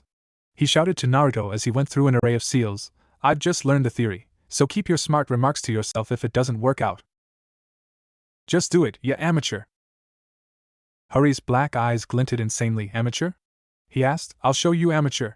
He shouted, ending on the 44th hand seal, inhaling and shouting, Katan. Karyoden no Jutsu. Naruto's eyes widened at the enormous blast of fire crashing down on him. Acting on pure instincts, the blonde went through an quick array of seals and shouted, Futon. Detapa no Jutsu. The blasts merged together into a tornado of fire before an explosion sent both teens flying and skidding over the ground as they came to painful stops. Arg! Naruto shouted, holding his arm as it popped back into place. Hari? He shouted, getting up and looking around him. I'm here. Naruto looked up a thick 3 to see Hari lying in a quite pathetic position, groaning in pain. Naruto held his sides in laughter, pointing at his friend, doing a little dance. The situation was just far too comical not to laugh at. You suck, he said. How uncool is that? Go fuck yourself, Hari shot back moodily, shakily getting up and standing on the branch. Unfortunately for him, this just made Naruto laugh even more. Tears started to form at the corner of the blonde's eyes as he fell back, still shaking with laughter. It took a good 5 minutes to get the blonde to stop laughing. You're an idiot, Hari insulted. What kind of shinobi throws a wind jutsu against a fire jutsu? Naruto shrugged. I don't know, but they should do it more often if it gives results like this. The blonde laughed, infuriating Hari, who plopped down in front of the blonde. So, what do we do now? Hari asked. Where's sensei? Who knows? His clone was gone this morning. The two spent the next hour talking about their new techniques and whatever came to their minds. It was good to sit down and just talk once in a while. The sun glowed brightly, the wind was refreshing and soothing. Normally, their days would be filled with training and nonsense missions like saving a cat or running errands for the elderly. Let's go back to camp. I think sensei will be back soon, Hari said, standing up and getting dirt off his pants. Can't you sense him or something? Naruto asked. It doesn't work like that, idiot. Fine, sounds like a lame ability anyway. What? The short walk home was filled with childish banter and insults. When they arrived at camp, Hari's expectations proved to be true. Kirabi was crouched in front of the fire, in the middle of roasting fish. Sensei? Naruto asked, where did you go? Huh? Kirabi stood up, turning to the pair, scratching the back of his head. I was sending another backup request. I don't know why it's taking so long to get a reply. You think someone's taking out the birds you send, Kirabi-sensei? Yujuto asked, whipping away sweat from her forehead and taking a tug from her water bottle. Standard procedure is an immediate reply to all backup requests, correct? Correct, Kirabi confirmed, sitting on one of the logs around the fire. We should have gotten a reply by now. So, what do we do now? Hari asked, sitting on a log and grabbing a fish that seemed ready. We know the Akumu Shoko are no pushovers and they got at least one other strong ally with them that defeated me in seconds. We can't leave the people behind, Naruto immediately said, his eyes glowing fiercely. I say we round up all villagers and get them out of here. There's another village not too far from here, right? What are you saying, Uzumaki? Yujuto said, that's impossible. What are you saying, Ni? Naruto shot back, I can make 1,000 clones and lead them away from here, so what's the problem? How do you plan on moving the ill? They need medicine, water, food, clothes to sum it up. We can't move them, Yujuto said. The kunoichi scoffed when Naruto had nothing to say back. How can you call yourself a shinobi? You're letting your emotions get the better of you. It's pathetic. Kirabi sighed as Naruto growled angrily. She does make a point, Naruto, Kirabi said. Wait. Hari said, this area is full of herbs and other natural medicine. Hari explained, if I can show Naruto which ones to gather, and he makes enough clones, we can get enough for the entire trip. As for food, we can electrocute the river again. That's how we got so many last time, and I bet we can spare some summoning scrolls for supplies. Yeah, Naruto said, turning to his friend with a big smile, we can do this. No, we can't, Yujuto said. Even if we could waste our time on this, it still wouldn't work. Why not? Naruto asked angrily. Why the hell wouldn't you want to help these people? Because it is not our mission to help them, and it is not up to us whether we do this or not. Yujuto shouted at him, losing her patience. Besides, why do you think this is the only village under Kumo's protection? The myth surrounding this village may actually be true. If the legend Kirabi-sensei told us is true, it is only a matter of time the Akumu Shoko make them move. We cannot move these people anywhere since the other villages despise them. Naruto cursed under his breath and turned to Kirabi in the hope his sensei. What do you think, sensei? You're the leader. Well, Kurabi said, rubbing his chin, I know where you're coming from, Naruto, but Yujito makes more sense. It's not that we don't want to help these people, it's that it'll be pointless to lead them to other villages where no one will help them out of spite. Then me and Hari are alone in this one, Naruto shouted, picking up his scrolls and turning around. Hari followed suit, smiling apologetically to Kurabi. What do you think you're doing, Uzumaki? Yujito hissed at him, appearing in front of the pair.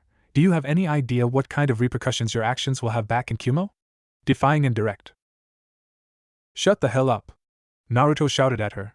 His eyes switched to blood-red slit for an instant as he neared her. Get out of my way or I'll make you. Yujito was not one to be intimidated ever. You think you can make me, Uzumaki? She said, her hand sliding to her kunai holster. Then make your move. Enough! Kurabi bellowed. Yujito, stand down. What? Yujito shouted, unbelieving. You're letting them go after such disrespect and… Enough, Kurabi said so low, Yujito instantly shut up. Their sensei may be an odd one, but he had an enormous amount of patience and self-control, but when he got angry, it was best to do as told. Yes, sensei, Yujito stepped aside, letting Naruto and Hari pass as she glared contemptuously at the blonde genin. As the two left the encampment and got further and further away, Yujito turned back to Kurabi. Why would you let them go? She demanded. Because they would have gone anyway, Kurabi said, turning to the fire with a sigh and grabbing a fish and throwing it to Yujito, who swiftly caught it and sat down opposite of him. So you just let them go? Yujito asked, even though they broke all regulations and… If I stopped Naruto, I might as well have ripped his heart out, Kurabi interrupted, taking a bite of his own fish. What? You heard me, Kurabi said quietly. If there's one thing I know about Naruto, it's that he is compassionate to all forms of life. He can't help but want to help those can't help themselves. He is simply too attuned to the misery around him. Then he is more an inept shinobi than I thought, Yujito said, his beautiful face in a scowl. Is it? Kurabi asked, genuinely interested in what she thought. Shinobi must obey the rules at all times. Personal feelings have no meaning in battle. Is that what you tell yourself at night? Kurabi asked her, an edge of pity to his tone. I know that's not how you truly feel, Yujito. Yujito scoffed. What's that supposed to mean? You know what it means.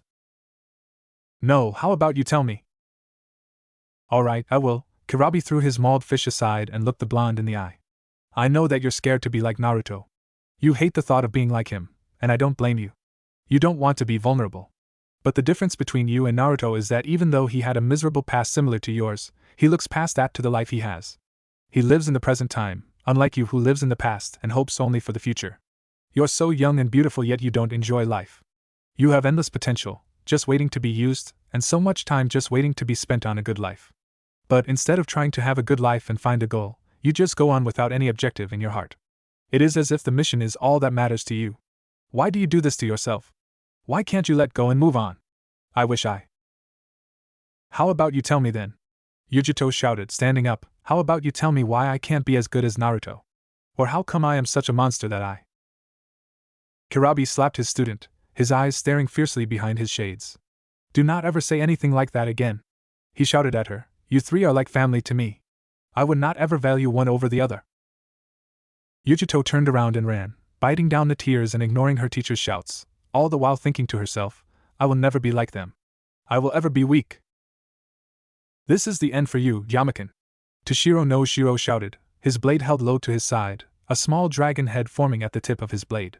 The legendary warrior stood on one of the earth plateaus Yamakin had created, dressed in pure white battle kimono. His silver-colored hair and eyes glinted in the moonlight. You have been a worthy opponent, my friend. Yamakin, a short, bulky man clad in reddish-brown samurai attire with kanji for Earth Demon and Master of Earth on it, chuckled. He was knelt on the ground below, rubbing his equally reddish-brown beard.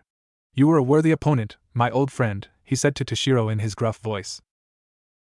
Neither of us will live to fight another day, it seems, Toshiro said, looking down to his own wounds. He had stopped the bleeding by lodging eyes in the wounds, which had started to swell and were no purple of color. The third and final day, for some reason I'm saddened that we will no longer do battle in the land of the living. Yamakin held his bleeding side, counting at least 5 broken ribs. Perhaps we shall find each other in the afterlife, the samurai said, unclasping his flask and taking a long tug from it. Perhaps we shouldn't have done this, Yamakin said, looking around. Where once had been a long patch of earth, There was now carved up islands with ice in the trenches that had started to melt. Toshiro coughed, standing up with his legs shaking. Perhaps, but I prefer a demolished land than civil war taking the lives of thousands. Besides, this battle was inevitable, was it not?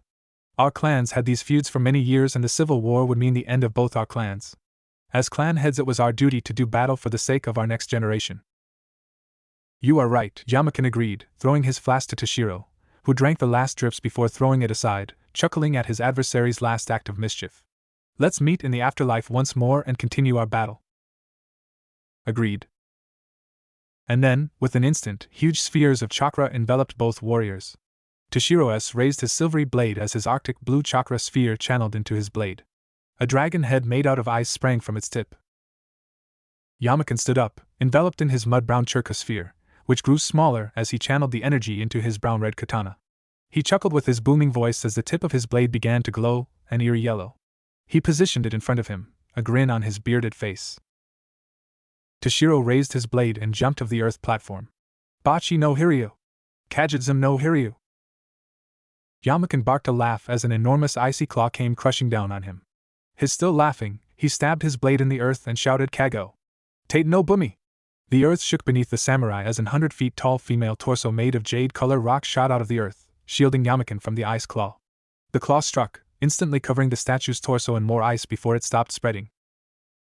Toshiro sighed, landing in a heap, his chakra drained. Who knew I would die at the ripe age of 58? Ha ha! Yamakin barked as he stumbled over to one of the deep trenches. It's time for the next generation to take over. With that, the legendary samurai's eyes rolled behind his head and he fell forward, his blade dropping out of his loose hold. See you in the afterlife, friend, Toshiro said tiredly as he turned around, knowing full well that his body was about to give out. But he had to see her once more before he died. He needed to pass on the message. Their clans would do battle no longer. The land of sun would know peace. Seiichi's eyes returned back to their normal black orbs. His younger brother followed soon.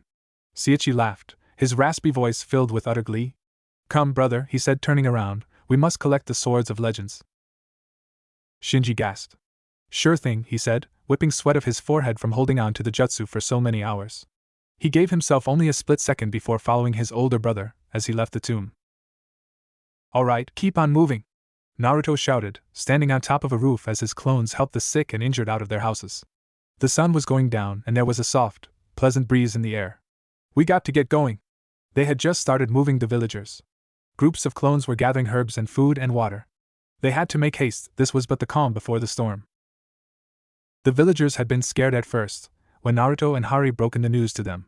They were terrified with the thought of the Akumu Shoko returning to finish the job. Luckily, however, with the help of the village's militia leader, Kenji, they managed to pull themselves together and prepare for their evacuation. Hari helped Kenji organize the villagers in a long row, whilst another 30 clones were helping the sick in carriages. Fortunately enough, those weren't destroyed during the raid. The merchant village Ritorohaka had plenty of carriages they could make use of.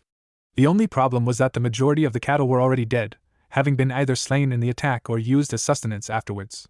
There were 6 bulls left and there were 12 large carriages filled with the sick in the hold. They were draped by heavy blankets and laid on hay. It was truly fortunate Naruto was able to create a great many clones. Naruto, Hari shouted, demanding the blonde's attention, these guys are ready to go. Got ya, Naruto shouted back. Kage Bunshin no Jutsu. With collective poofs, clones burst into existence, and immediately approached the carriages. Don't slack of ya here? Naruto shouted at his doppelganger, shaking a fist at them.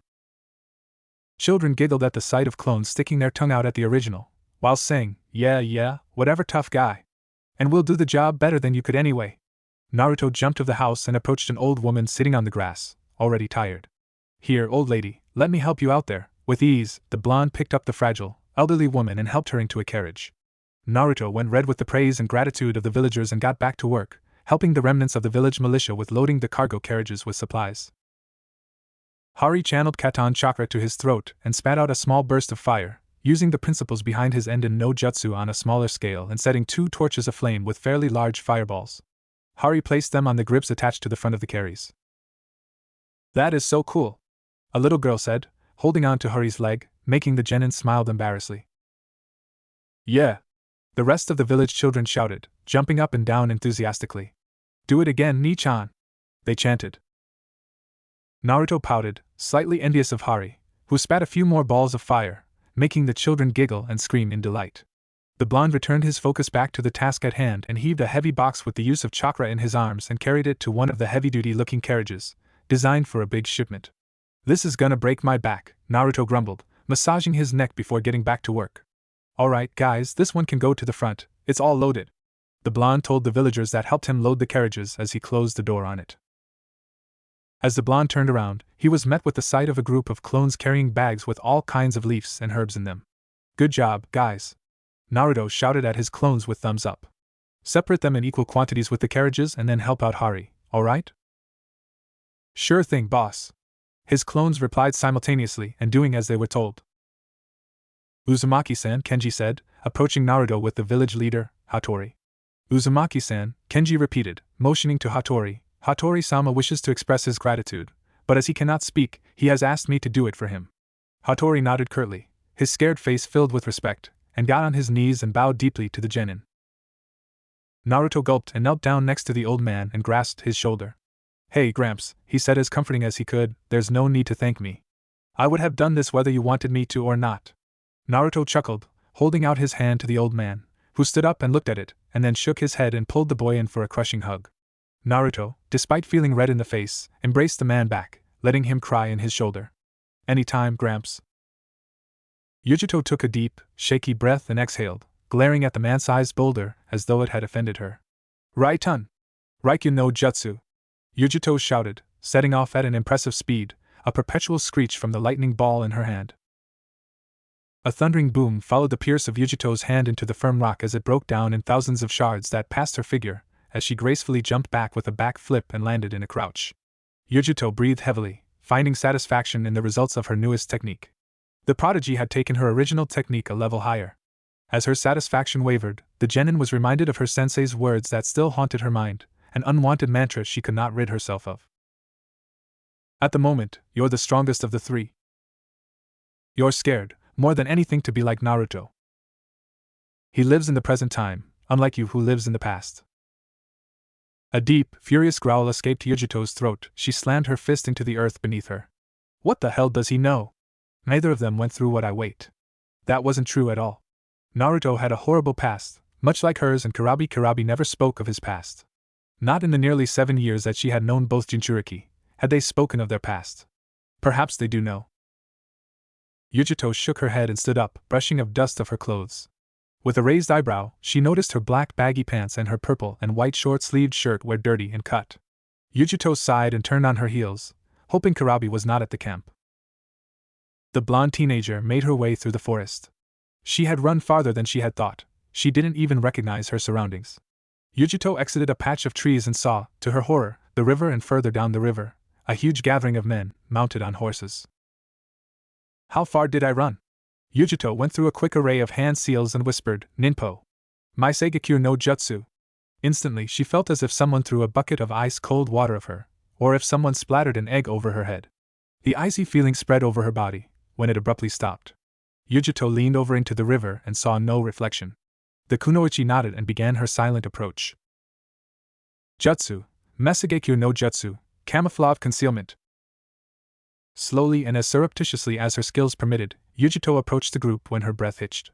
The Akumu Shoko, the famed brothers of nightmares, the rogue shinobi internationally seen as A-class criminals and terrorists, were standing a mere 70 yards or so from her line of vision. I must contact Kurabi-sensei, Yujito thought frantically. In the face of imminent threat, one that could kill her within seconds, she found it hard to stay level-headed. As she was about to turn, she heard raised voices causing her to stop instantly, not moving an inch. Fear gripped her. Yujito knew she was skilled, but not that skilled. Alright, stay calm. Regulation number 4. Always remain calm, during any situation. The Akumu Shoko stood on a small platform made out of earth. Seiichi glared at the samurai, whilst Shinji grinned, running a hand through his long, blonde hair without a care in the world. Seiichi allowed himself a split second to look at every warrior for hire in his employment, all, save Satoru and Takizo, dressed in the same garb, black baggy trousers with yellow, traditional-styled samurai armor plating. There were about 150 samurai present. The Nightmare Lord's eyes gleamed with perpetual intent to kill and predatory instinct. Spread out. Seiichi growled at his men, holding up his fists. Raze the village. Destroy all traces of us ever being here. Take no prisoners, show no mercy, and do not hold back. Seiichi turned to Takizo and Satoru. You two split up in 2 groups and oversee the attack. Do not fail me. Of course, Seiichi-sama, Satoru said, climbing his pure white steed. I never fail a mission. Takizo scoffed at Satoru as he climbed his own sword and unsheathed his blade, raising it to the Akumu Shoko. You have my word, Akumu Shoko, that I shall cut down your enemies. Takizo shouted, I swear it upon my Tsuchi-kuma. Seiichi nodded in approval. As Satoru and Takizo took off, their squads followed them. Ni-sama, Shinji said to his brother as the men mounted up, you forgot to tell them not to die or they won't get paid. Seiichi glared at his younger brother for his insolence, but let him be, swiftly turning around and mounting his brown steed. After today, Shinji, there will be no force in the world that can challenge our power. A few meaningless sacrifices are nothing compared to the power we shall attain. Humph, you mean the power you will attain, right, Ni-sama? Shinji said, a challenging edge to his tone, as he approached his brother's steed. One of the blades goes to the Kumo Council, for their hard work, no? Shinji climbed his own steed and faced his brother, for once, his stupid smile absent from his face. What are you implying, Shinji? Seiichi growled dangerously, not liking where this was going. Are you suggesting I am not competent enough to wield the sword? That I am not the one who should wield it? Spit it out, Shinji? Forgive me, Ni-sama, Shinji said abruptly. Forget I said anything. Seiichi glared at his brother once more before looking in front of him. Let us go then, Seiichi said, kicking his sides of his steed and setting off towards the west, Shinji close behind him. Satoru nodded, a hint of a smile gracing his handsome features. As you wish, Seiichi-sama, Satoru said, turning on his heels and mounting his horse. Yujito held her breath without notice as the ground shook and the samurai led by Satoru and Takizo went eastbound. This is bad. Yujito realized, I must contact Kurabi-sensei. Yujito turned around, taking a short back to the village with by the trees, jumping from branch to branch as fast as her legs infused with chakra permitted. This was no good, in fact, this was downright terrible. The village was about to attack, the Akumu Shoko were about to obtain the legendary blades and Naruto and Hari. Yujito shouted, ignoring the questionable feeling in the pit of her stomach. You stupid amateurs! Yujito hissed, channeling Nibi's chakra and making a hand sign, Shunshin. Yujito warped as many times as her chakra reservoirs permitted here, only one thought in her mind, repeating as a mantra, warned Sensei. The village of Ritorahaka was only minutes away, but the distance, even by Shunshin, felt infinitely long. Could she handle this? Would she be able to fight the Akumu Shoko and their servants? Yujito prayed the backup team would arrive. Watch out! Hari turned to the screams on his right and cursed under his breath as a large wooden pillar tumbled down, making a hand sign. The rope had snapped while men were pulling it up a cart with supplies. I'm on it! Naruto shouted, jumping in front of Hari and aiming his palms to the timber coming at them. Yet, before either could do anything, the wooden pillar was struck by lightning and burned to a crisp before making impact with the earth. Naruto instantly looked to the right, finding Kurabi perched on his rooftop, grinning and with a smoking index finger. Naruto grinned and held up a hand. Thanks. I called for backup, again, Kurabi said. But odds are we're going to be in trouble before help arrives. See? Naruto said, I knew I was right. We need to get these people out of here.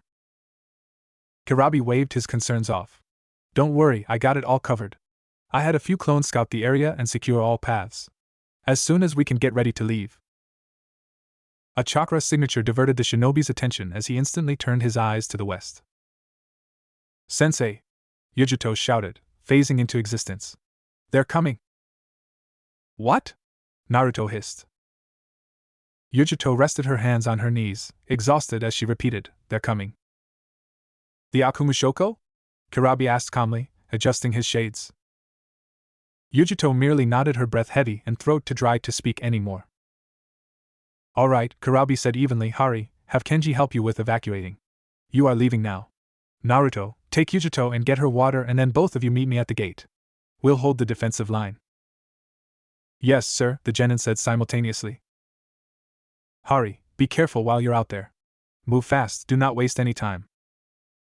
Hari nodded and ran into the direction of the villagers, waving his hands to get their attention.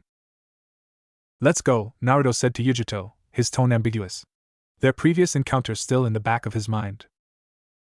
Fortunately, Yujito nodded and followed him to a shack with supplies. Naruto passed Yujito a bottle of water and stood quietly as she drank from it. When we're fighting them, do not cower from using the Kyuubi's power. Naruto pretended not hear that, crossing his arms and leaning against the shack's wall. I'm serious, Naruto.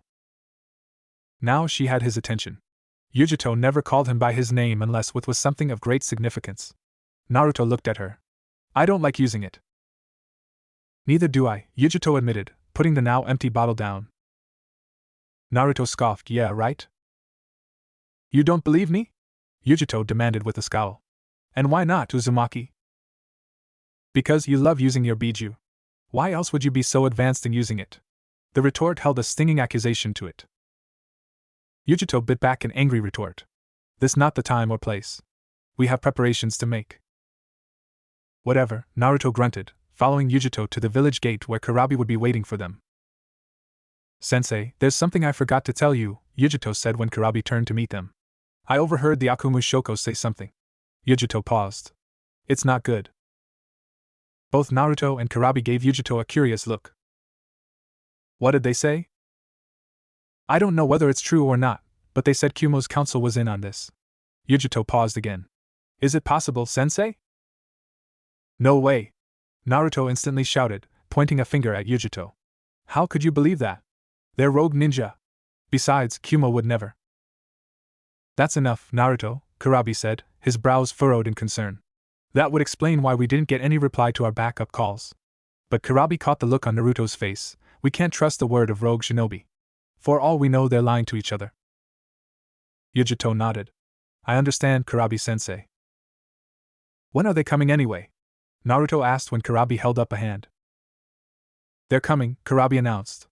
They're large in numbers and coming fast. A pause. Some of them have chakra signatures that suggest they've received training on chakra manipulation.